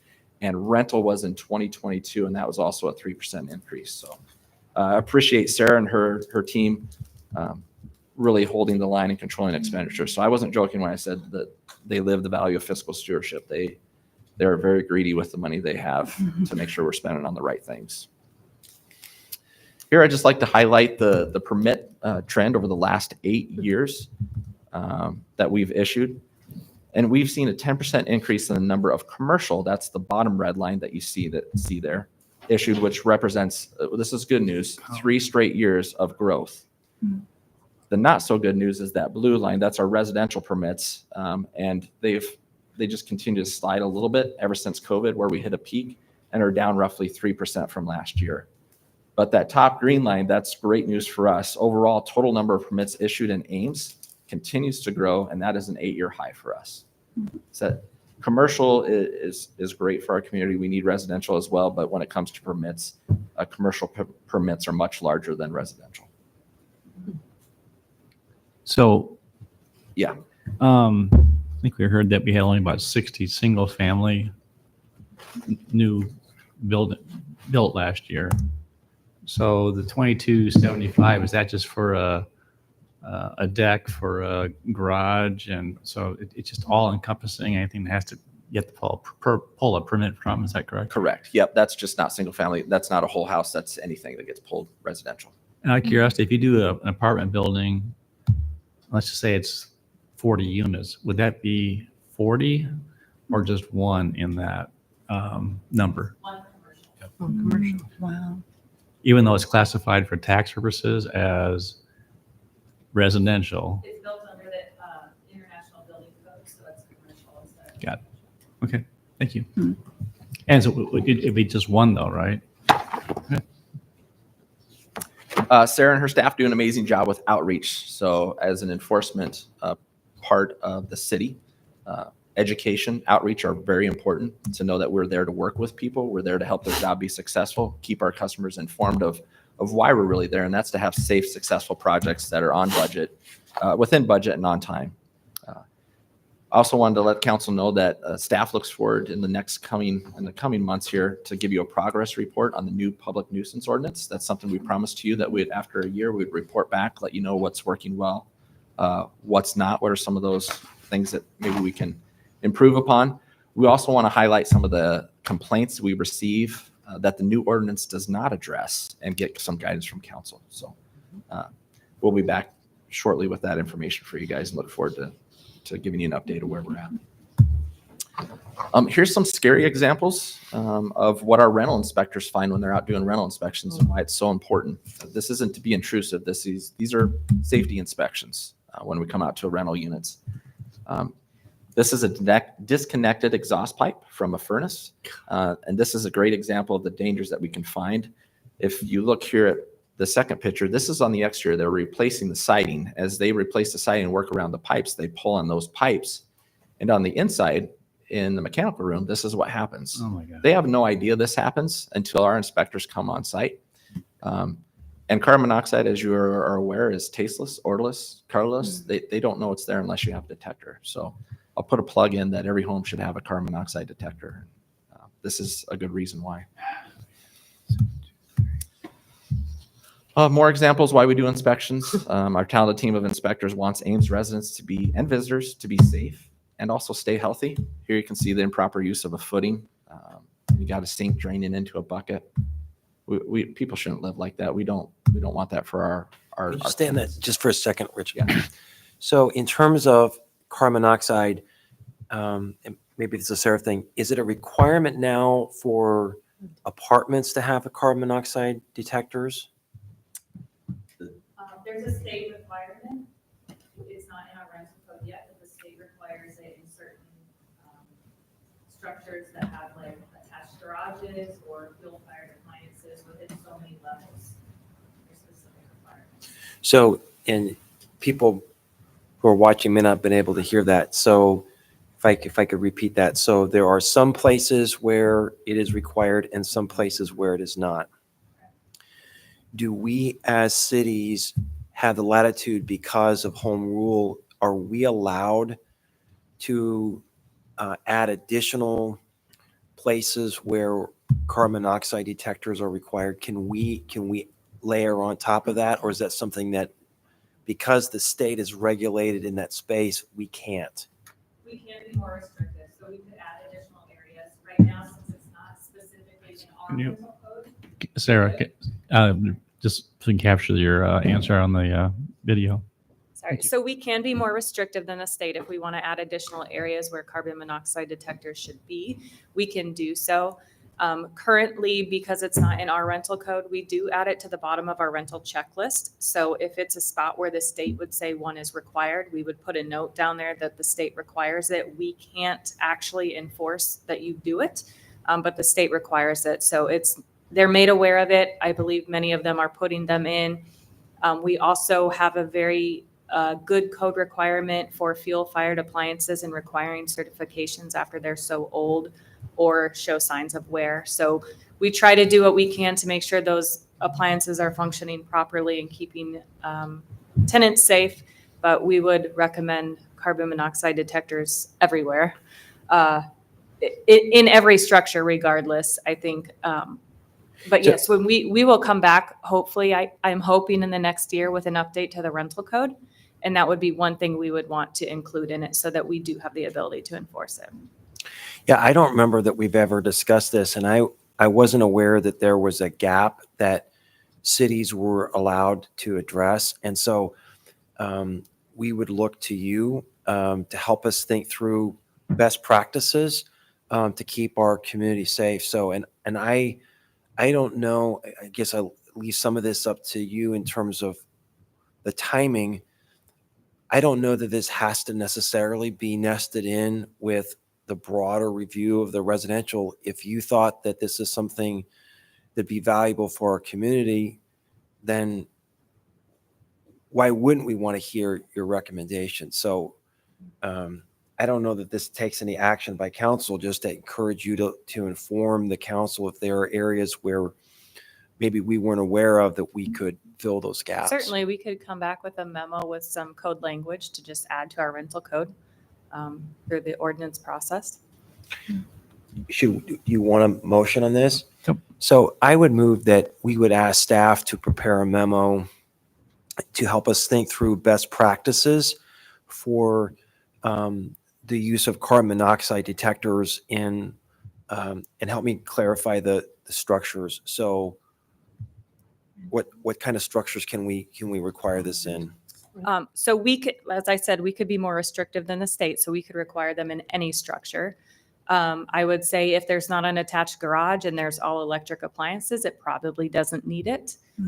So we would come back to you with what types of structures need it and where they need to be. Yeah, I'd like to leave this as open-ended to you. So can I just leave the motion as it is? Second. Why don't you go ahead and get a second? Yeah.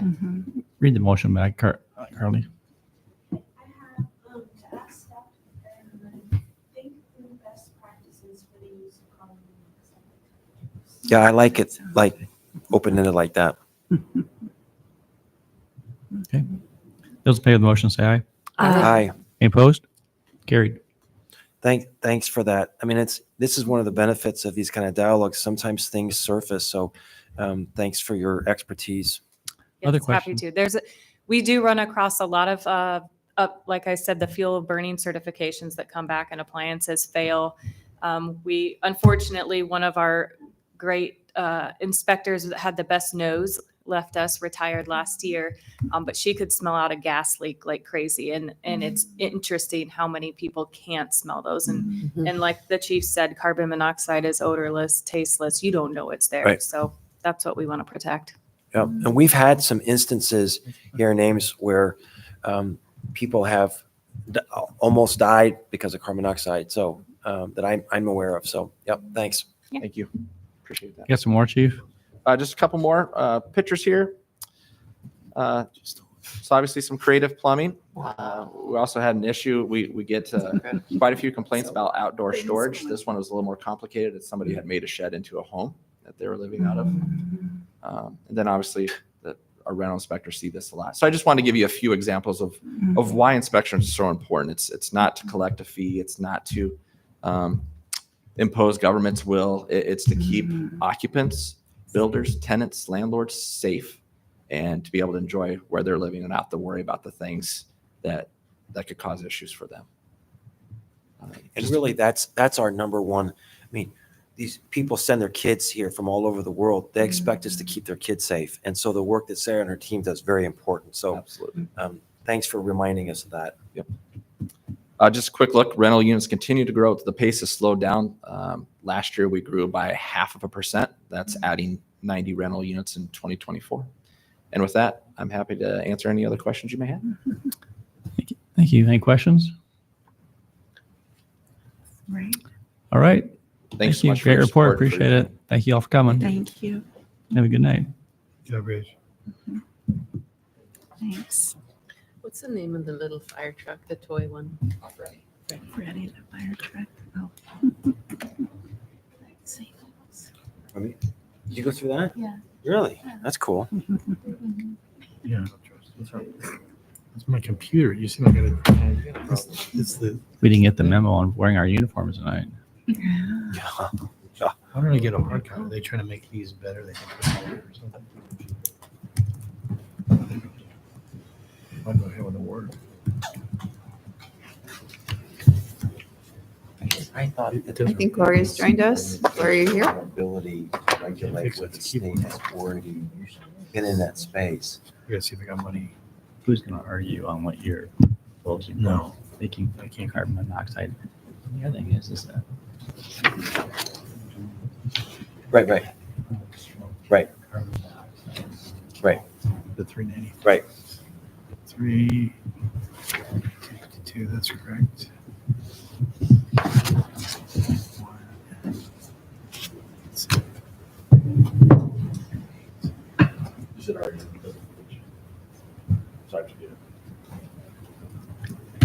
while they're getting their video set up, let's just go ahead and just take a real quick short break and then when we come back, we'll get going. Oh.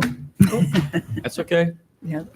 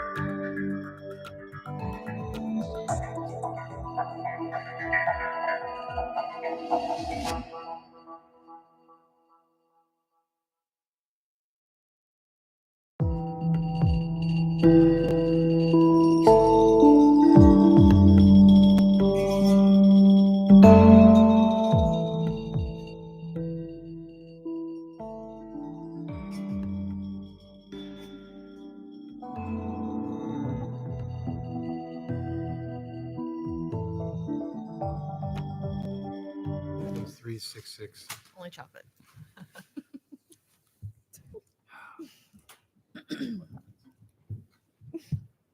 All right. We'll conclude tonight with law enforcement. Good evening, Chief. Good evening. Thank you, Mayor and Council. We appreciate the time to present tonight.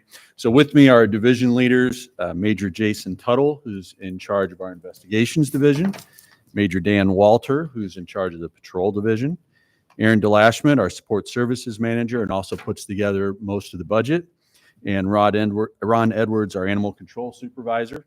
I also want to thank everybody else that works in the department. It's a 24/7 operation, comes with a lot of stress sometimes.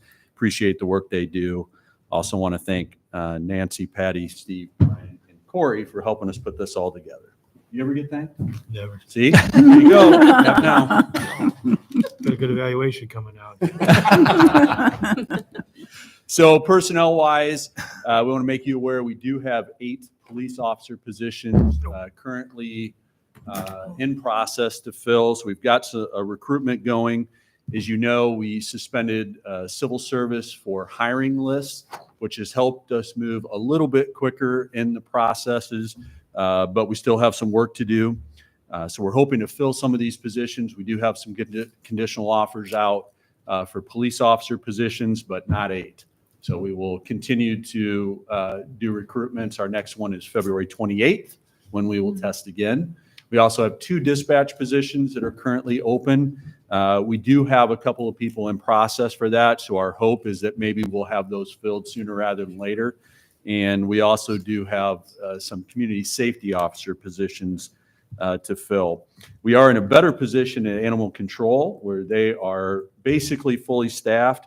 You'll see a little bit later that we're adding some positions there in anticipation of a new shelter, which we'll also talk about a little bit later. So I wanted to talk a little bit about National Night Out.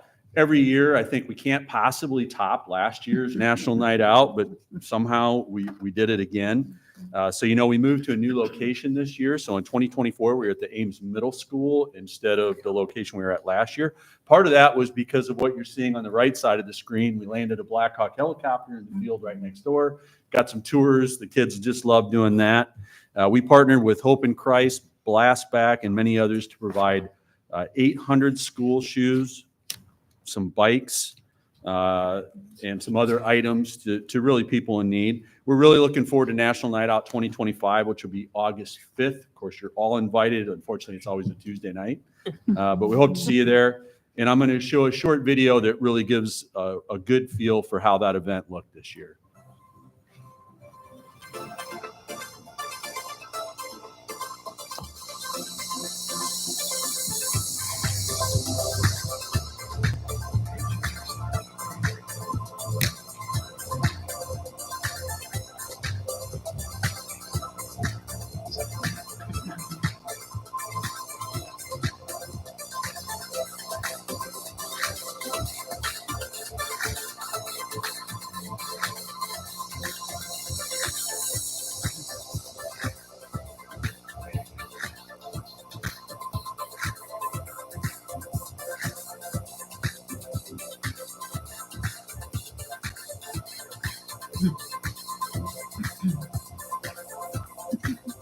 It's very helpful in times of need in different ways, I would say. It's great, especially right now with the way the economy is and how expensive it is for everybody.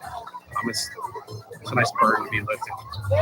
It means a lot. It means less stress, and being a single mom, this is a lot of help. This is one of my favorite events. It's just an event where we can engage with the community and showcase, us as police officers. We get to interact with the kids. They put fingerprints on our cars.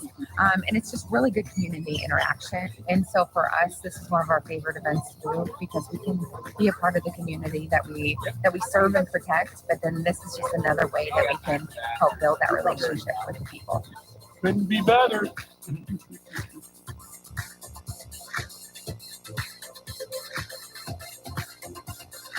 Thank you. Thank you. Thank you. Thank you.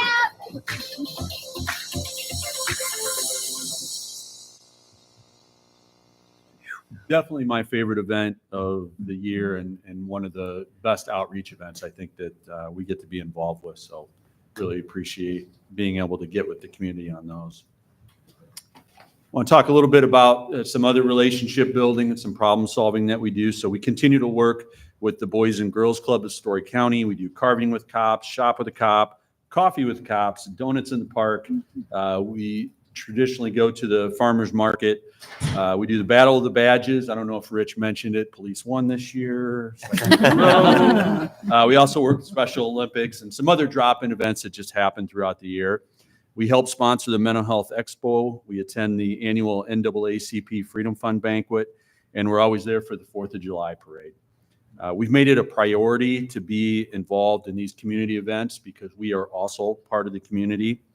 And unfortunately, we had to cancel 2 sessions of our Citizens Police Academy for the fall and the spring. We hope to be able to get back to CPA this fall. We'll see how things go with staffing. But that CPA really allows a deep dive by our citizens to see what it is that we do and how we do it. So I'd like to talk about a new capability that we do have. We actually deployed it last night for the first time for a person we were looking for. So the department has started a small unmanned aircraft systems, or it commonly known as a drone. Federal forfeiture money was utilized to purchase several drones with different capabilities to assist in overwatch, searches, disaster response, situational awareness, and obviously other city departments will have access to them too when needed. So I'm just going to show you a real short video of what it looks like to deploy the drone and the kind of things that they can do. And if you look at them, I don't know if that's Kermit or Ribbit, but they kind of look like frogs.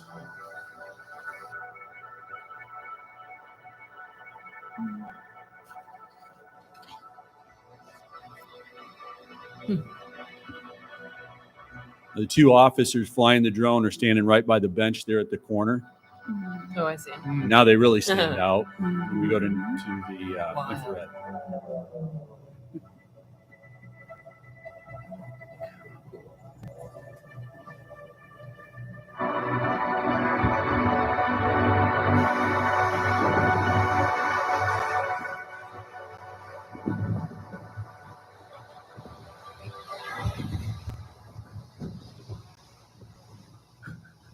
It's windy out there. Wow, good job. Now, if you were to lose signal with the drone, it goes home. The reason it was being a little funny when he was trying to land it is because the officers were actually standing too close to it because of the situation they were in. But normally it's a little smoother than that. They wanted me to tell you.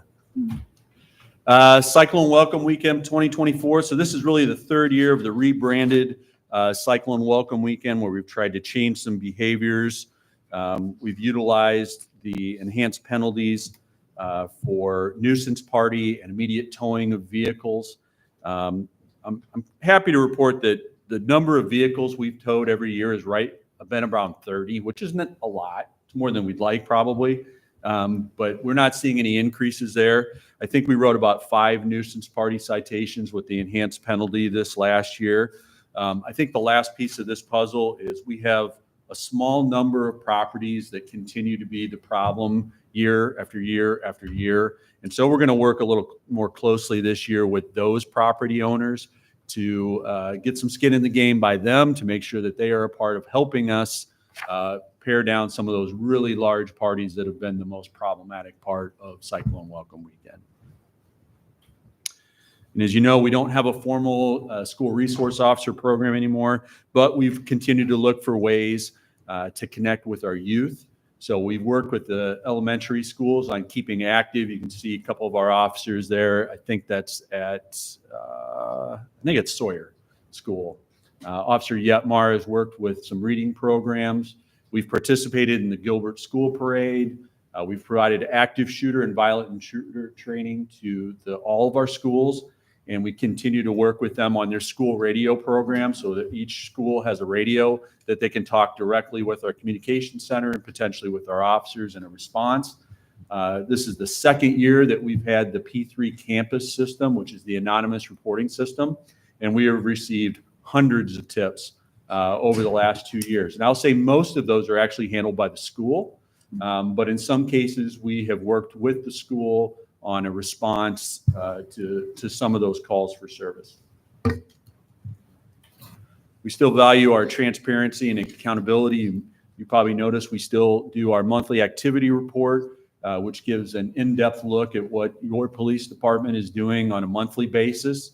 So that includes our use of force incidents, traffic citations, arrests, all that kind of information, and a lot about accidents and where those are happening and what kind of is the cause of those accidents. RPAC has still been meeting on a very regular basis. They have several goals coming up for this year for 2025.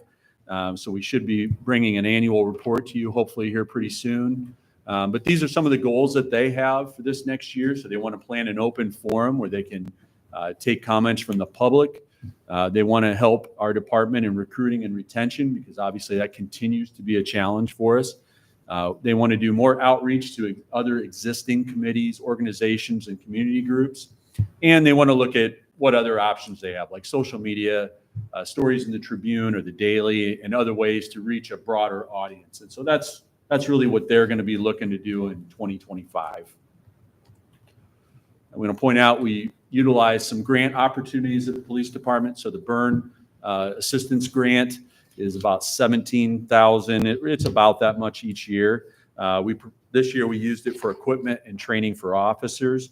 So we replaced some outdated headsets for our emergency response team.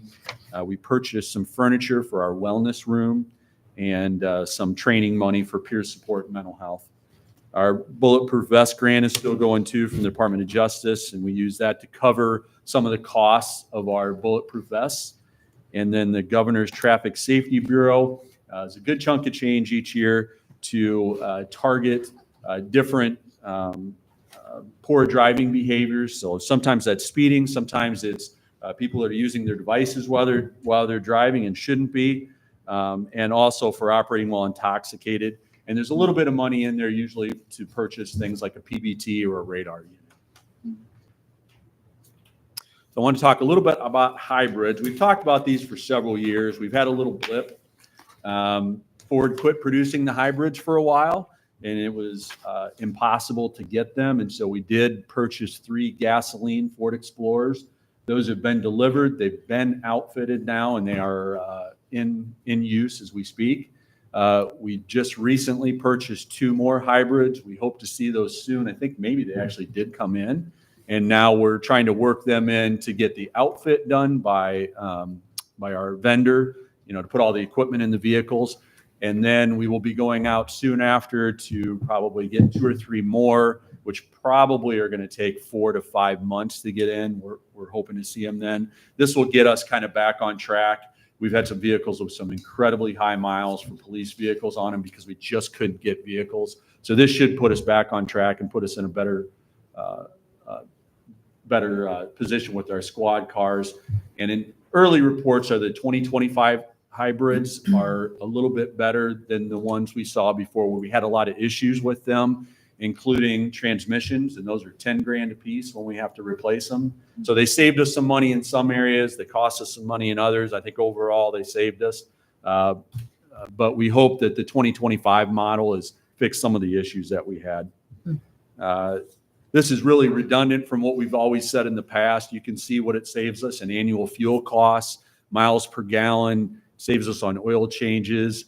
It obviously is a different carbon footprint, and even saves us on brake jobs. So I think we had some hybrids that went 100,000 miles before we had to change out brakes, which is actually pretty amazing.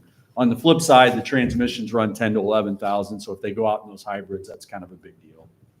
But we are back on track, I think, to get back in the hybrid market. It'll probably take us several years to cycle the gasoline models out, but we'll eventually get there, provided everything goes well with the ones we have. Mental health advocate in our other partnerships. So, Julie Saxton has worked tirelessly in her role as our mental health advocate. She really is the focal point for all of the other advocates and partnerships that we have. So the one at the top of that list now is our ARCH program, or Alternative Response to Community Health. I've got some more information in the next slide about them. We're really not seeing any signs of mental health calls going down. They're a little harder to track now because of ARCH is taking some of those calls, so it's not as clean to figure out exactly the numbers anymore. But we've been working with ARCH to address some of those issues. Also, our homelessness issue has been partially addressed by ARCH and some other resources. So we're happy to have those partners along the way. In addition, Julie provides some training. So mental health, first aid training is something that she does, some suicide prevention training, and she's been a big advocate for our own peer support effort in the police department. Often, homelessness really intersects with both mental health and substance use. So Julie, a social worker from Mary Greeley, and ARCH have responded to many of those calls, and they've had some luck in trying to get some people some more stable housing, which we're really happy to have because that reduces our calls for service with those folks. So we've been continued those partnerships. So we've had the community conversations we did last year. We still utilize mobile crisis. Just want you to know that's not gone away. It's another tool in the toolbox. The Mental Health Criminal Justice Task Force, Alternatives, which is the drug diversion program. I'm happy to report that that has gone from being grant funded to being funded by Story County. And so that's a much more permanent position now. We've utilized mental health court, all of our local providers, and peer support. So a little about ARCH. They take a lot of calls for service. So they've tracked about 552 calls in the last calendar year. So what I'll say is, in some cases, an officer responds with ARCH. Sometimes ARCH responds by themselves. Sometimes an officer goes with ARCH and they back out fairly quickly into the call once everyone feels pretty comfortable with what they're dealing with. So we are still responding to mental health calls, and you'll see the number of missed calls at 220. So we try and track the times when a call could have gone to ARCH, but they weren't working that day, or they weren't working those hours. And so we try and keep track of those too. I think at some point we would hope to increase their hours, but right now you'll see an increase in the budget from 102,000 last year to 132,000 this year to support ARCH.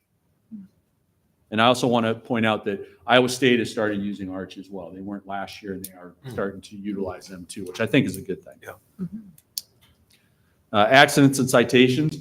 Some good news here. Our number of accidents were down just a little bit. However, our citizens continue to meet new people along the side of the road as they exchange information from the accident report. Due to, I think partially due to staffing shortages at least, our citations are down also a little bit. When we have fewer officers working the street, they have fewer hours of uncommitted time, and so they aren't as proactive as we'd like with our traffic enforcement. That's part of why GTSB money is important. But I think that's part of the reason why our citations are down a little bit too. But we'd love to see accidents continue to decline. I would think with the safety features available on cars these days, with the camera systems and all the sensors, the auto braking, you would think we couldn't run into each other anymore, but we sure still find a way. I'm not sure how we do it, but. So crime prevention. So personal crimes first. Before we shift to that, there is not a time when I drive across town when I don't see people texting while they're driving. So that's what's going on. And so isn't it, can an officer stop someone if they see someone texting? Yes. So are we doing that? Mm-hmm. Yes. Yep. So GTSB, they'll sometimes just focus on the distracted driving things, like using a cell phone while they're driving. If an officer is driving around town and they're not on their way to something else and they see it, they're going to stop them and write them a ticket. Because we know that is a major cause of accidents, is distracted driving. Whether that's a cell phone or anything else, that's why people are running into each other. Okay, thanks. You bet. If you look at our stats closely, you'll see that most accidents happen not necessarily even at an intersection. It may look like it, but it's because people aren't stopping because they're not paying attention. And that's why they run into each other. So our personnel crime. So thing I'm not very happy to see is we saw an increase in both assaults and domestic violence calls. We don't like to see either one of those things go up. Domestic violence calls was up actually quite a bit. It's a little bit troubling. I don't have an answer for why that is, but we definitely saw an increase. We saw a decrease in sexual assaults. We didn't have any homicides last year. I'm happy to report, however, as you know, we've had one in 2025. Our neighborhood quality of life kind of issues. So you see we've seen a little bit of an increase in our trespass calls. Noise complaints continue to trend down. I think as we transition from houses to apartments more and more and more, I think that's part of the reason you see fewer of those noise complaints. Because in some cases, the apartment managers, owners, staff are dealing with some of those and not necessarily involving the police. Fireworks calls are kind of flat. It's usually around 200 now. It's not really going up, not really going down. Partially probably depends on what day of the week the 4th of July happens to fall on. And then our nuisance parties also have remained pretty flat. Chief, before we move on, could you go back to the crime prevention? So I ask this question every couple of years about, I think one of the best things about Ames is the quality of life and the safety that people feel here. So I'd like to just take a second on this. So do you have any additional comments on why we're seeing some of these increases from your perspective? Are there policy things that we need to know about? You'll see a slide before this, right? Yeah. You're talking about this one. Right. So the assaults and the domestic violence, I don't really know. The assaults are not up that much. You're talking about 40 in an entire year. The domestic violence calls, well, that's 90 in a year. That's troubling. I don't really understand why. It had been trending down up until this last year. So I don't know what's changed in just that 1 year that we saw such an increase. Do you know any sense for if that's a few individuals that generate a lot of calls? It could be. I didn't dig in that deep to see if it was return calls to the same location or same people. Okay. So, I mean, if there are things that we could be doing from a policy perspective, like public education or just awareness of resources for people, I mean, please let us know, because maybe there's some things we can do on this side of the dais to help. Right. But that's a very disconcerting trend. And then I always like to ask about gang activity and even cartel activity, which is hard to believe that there's cartel activity in Iowa. What's your sense of the role of gang activity affecting Ames? So there is gang activity. We have seen some things happening recently that have something to do with gangs. So that's always something that we look at. As far as cartel activity, so we have an officer that's actually assigned to a task force that works with the U.S. Marshals. And so we have a pretty direct line to them for help. We're not seeing much cartel activity, if any, in Ames. Not that it's not in Iowa, but given our proximity to I-35, Highway 30, we're not that far from 80. It definitely is not out of the realm of possibility those things could happen here.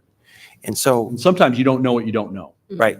And so, please keep us informed if there's that kind of activity. The final question I had, we've talked in years past about the impact of sort of larger scale theft on some of our departments, like Targets and Walmarts, where people come in and they walk out with grocery carts full of merchandise. Have we seen any kind of changes in that? Is that still, would you say that's a constant or gone up or down? So the next slide there, we have thefts. We've actually seen a slight decrease in thefts. I think what we have seen at a lot of the retailers is they are now being a little bit more aggressive in prosecuting shoplifting and other thefts that are occurring than they were in previous years. And so I think they've gotten a little more serious. That may be partially the reason that number is going down. We also know that all of the areas that put in the self-check lanes are regretting their decision at this point, because that is where most of the thefts are occurring. where people are only scanning every other item. It's almost astounding when they give you some of the statistics about how much stuff just walks out that they found out about later. Sometimes it's up to 25% through a self-check that is not scanned. And so that's still happening, but we have seen a little bit of a reduction. Great, thank you. Financial crime stayed pretty even, and the good thing is burglaries overall have gone down. So that's a good thing.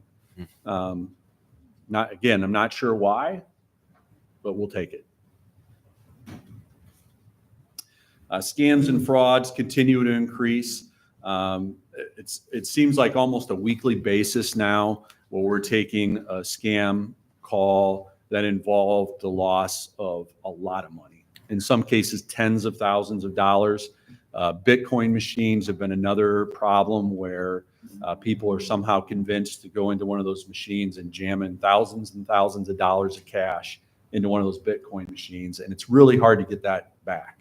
In fact, most of these scams, by the time the people figure out that they've been the victim, it's almost too late to get the money back. Because sometimes it's even going overseas, and it's almost untraceable. So it's terrible. We continually try and do education so people don't fall prey to these, but it just happens all too often. It's very, very sad. People have lost their entire life savings. I want to talk about communication, so I'll preface this whole thing with we have a software issue that we're trying to figure out right now that makes it a lot harder to pull this information.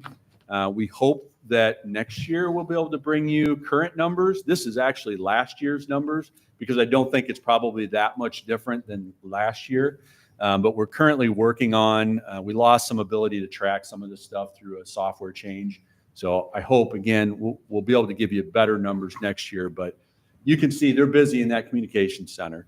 They're taking over 100,000 non-emergency calls every year, 30,000 911 calls, a lot of EMD calls. As you know, when you call the communication center with a medical issue, they are running through those protocols to give you the best information that they can. They're sometimes giving you information on how to perform CPR, how to deliver a baby, which we'll talk about in a little while. So again, time from call to unit dispatch, we're about a minute and a half. So the time that call comes in until they're getting an officer on the way is a very short amount of time. Our average response is around 4 minutes, depending on the call for service. And again, 250,000 radio transmissions every year. So that's every call back and forth from the officers to the communications center. Again, last year's numbers, but we're catching those calls quickly. So 99% of the time, we're getting to them within that 20 seconds, and in 10 seconds, we're getting to most of them too, 96%. So we're happy to see those numbers where we're still able to answer those calls.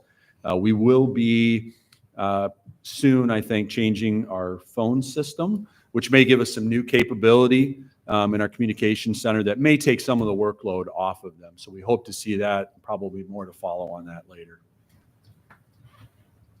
Awards and recognition. So we like to make sure that we recognize the people that have been recognized over the last year. So in 2024, Julie Saxton, our mental health advocate, received the 2024 Woman of Achievement Award from the YWCA.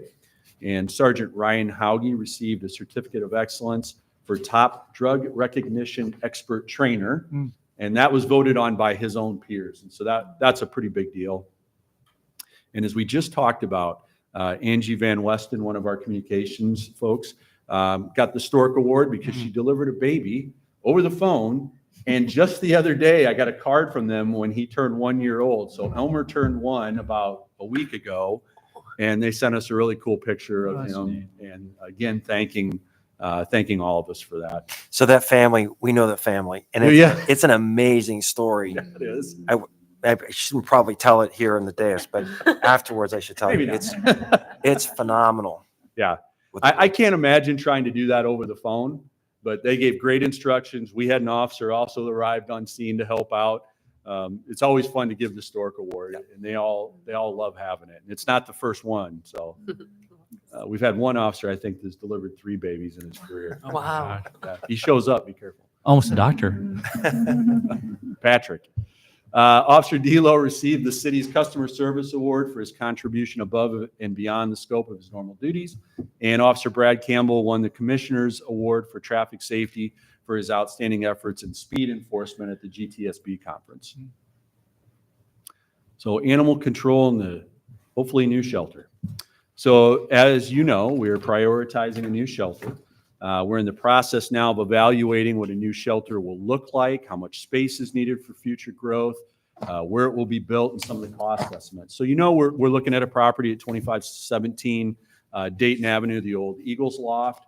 I believe you're going to hear soon, I think on the 18th, that we think it's going to be a good idea to buy this building. We've got a little bit of work left to do. But I want to thank the shelter staff for their hard work over a difficult year of being some short-handed times and some really challenging hoarding cases. A new shelter is going to help us with all of those things.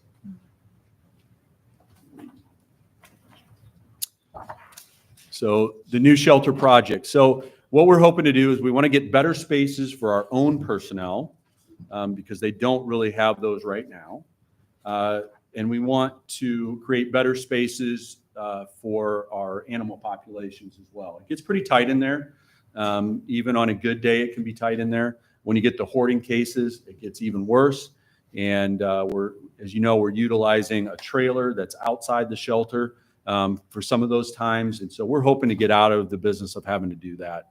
And we also hope to build in some better public spaces. We've got some really great volunteers, and we want to make sure that we're providing space for them to do their work, which currently in the shelter we really don't have. So we're really excited to be able to look at a new shelter that will meet the needs of our residents for hopefully a very long time. And you'll see that we've added some personnel and hours for fiscal year 25-26. So we're increasing a 3/4 time animal control officer to full-time, a 0.3 to a 0.5, and we were adding an additional animal control attendant in anticipation of this move into a new shelter where we will need some extra staff to deal with a bigger building and the demands that will have as well. So we hope that will help get us moved in. I want to talk a little bit about our partnerships and our projects. So we do microchip clinics on a fairly regular basis. We've worked with Ryman Gardens, the Ames Community School District. VetMed has been a big help. They've really come in and helped us with some important things, especially when you get those hoarding cases. Child Serve, Green Hills, KHO Radio. Ron's done a great job of making sure that we have what we need to run that shelter. In some of the worst cases you've seen recently when we had a dog that was shot, the public really stepped up to help, and they made some incredible donations that are going to allow us to make sure that that dog is happy and healthy. He's very happy and healthy right now. As you know, the shelter received the Best Friends Animal Society's No Kill Award. You know, I usually show a slide with live release and all that. You already know that. We get most of the animals that come in the shelter leave the shelter. And so I'm not going to spend a lot of time on that because you already know that. And this award really proves that that's what they do. So they have a live release rate of almost always over 98%, which is really amazing. Before we move on, I just want to highlight on page 59, just the volunteer service hours. What a remarkable over 7,000 attribute. hours. I mean, Ron, you're doing something right to have that kind of following. Unbelievable. So just to read these numbers, 3645 in 22-23, 6,200 in the last fiscal year. That's an amazing jump. So excellent job sort of keeping people engaged and having a positive experience. That's outstanding. Yeah, we couldn't do it without volunteers. So this is kind of new. We will be looking at a pet licensing program maybe for next year. The reasons for these is an annual program for cats and dogs. That's what we were looking for.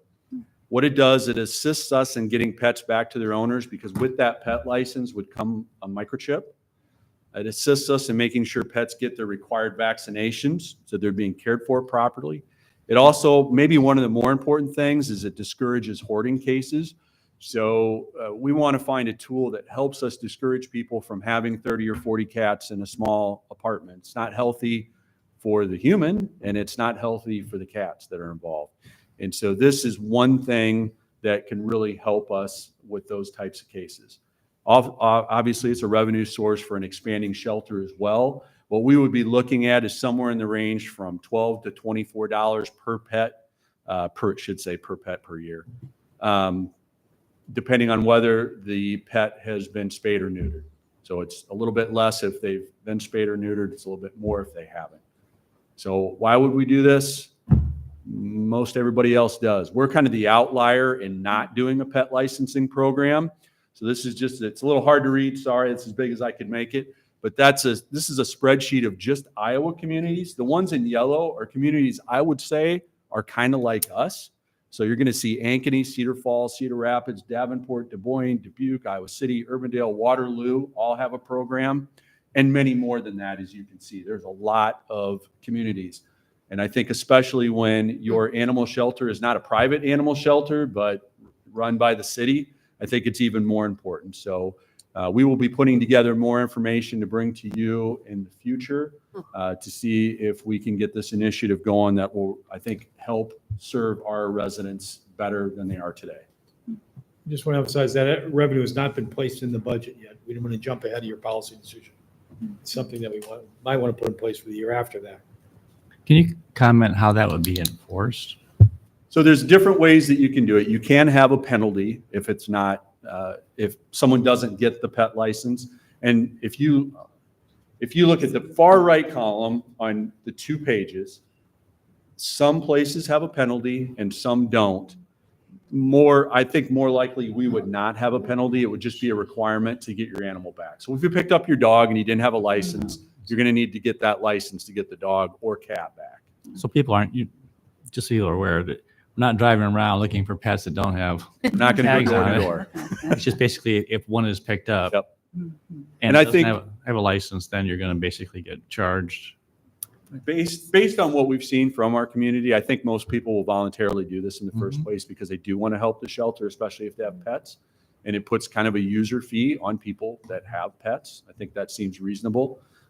So Plus I the don't think microchip. we'll have to do a lot of work. Plus a microchip benefit also.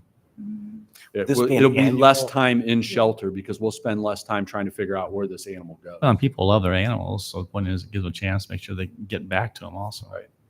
Exactly. Parking. So we continue to work on downtown parking permits, not heavily utilized. Digital permits, we have the enhanced fines for game day. I think I said already earlier, we run about 200 tickets a game. That's an average. It's usually a little more at the beginning of the season, a little less at the end, depending on the weather. This year, it was actually still high at the end of the season because we had a pretty good season. And then the immediate towing for illegally parked vehicles. Again, we've towed about 30 cars during Cyclone Welcome Weekend in 22, 23, and 24. You can park a tractor, though. That's legal, right? It is. Just one of the odd things that we see from Yeah, time to I like that. Is that a Model H? You got me. By the numbers. So we wrote 28,610 citations this last calendar year. Meters were 13,536. The special penalty game day tickets was just over 1,200. And then our top 3 cited streets are Main Street for obvious reasons because of all the meters, Chamberlain and Lincoln Way. Lincoln. We are always. We have one. So, You want to say what happened today? Oh, sure, yeah. No, I don't. We implemented the process of restricting vehicle registrations. Today, somebody came in and had paid $2,000 in past due parking tickets, and I think got a pretty good chuckle that we had finally cut up with them, and we're pretty in good spirits, I guess, for making that kind of payment to the city for that, and also bought a parking pass moving forward. So. Yeah, we think that program has helped. I think we're seeing revenue come up a little bit. I don't know. We went back 2 years for this first round, so it probably won't always be quite that high, but we expect it's going to help over time continue to collect fines that people incur that they should pay. So where I got to, we're always recruiting. If you know anybody to be a good public safety dispatcher, police officers, CSO, work at animal control, send them our way because we tend to always be hiring these days. So thank you. I would entertain any questions you have. Questions? Gloria, do you have any questions? I don't think so. Thank you. Thank you. Anybody else? Thank you very Thank you. much. Thank Appreciate you all coming. Thank you, guys. Have a good evening. Thank you. See you soon. Yes. Most people wouldn't say that. Well, I meant by the ad, yeah. Let's clarify that. I mean, in terms of the animal shelter, not on the street. If you're lucky. All right. So ends the presentations for night 2. Huh? Any closing comments, Steve, Nancy, or Corey? All right. Move on to, there's no disposition of the communications to council, so we'll move on to council comments. Gloria, any comments tonight? Only wanted to note that I joined the meeting at your break. So if you want to get me on the attendance roster, that's when I came in. Thank you. And I always enjoy hearing about the wonderful work that our public safety departments are contributing to the community. Thank you. Rama? Well, it occurred to me when Chief was talking about the team that goes out for homelessness outreach. I did join them a couple Thursdays ago, and they had put out the invite when they presented to us, and just recommend that anyone else that's interested join them some Thursday. It was really, I mean, it was nice to be able to help out, right? I like that, but then I learned a lot too, just tagging along with them and seeing the work they do, and it's really heartening to know that there are people out there that care that much and that are doing that work. So I'm really proud of what that team is doing. So that's all I've got for tonight. Thank you. Just again, thanking our great staff for the city of Ames, including the ones that are sitting here, and Steve. Nothing for me. Deja vu. As last night, I have an increased awareness of how state policies are putting innovations like what we saw tonight at risk. And so we want to live in a city where staff are encouraged to be innovative and try new things and increase the quality of life. And I just feel this sense of defensiveness that we have to defend what cities are doing. And so I'm very proud of our staff. This was a super fun night. And I want to tell our legislators, watch what we're doing and be supportive of the kind of innovations that cities around Iowa are doing. That's all I have tonight. Thanks to staff again, but nothing else. All right. I would second everything that's been said. With that, entertain motion to adjourn. Move we adjourn. Second. All right. Those in favor? Aye. All right. Bye. We are adjourned and we'll see you tomorrow night. All right. Thank you.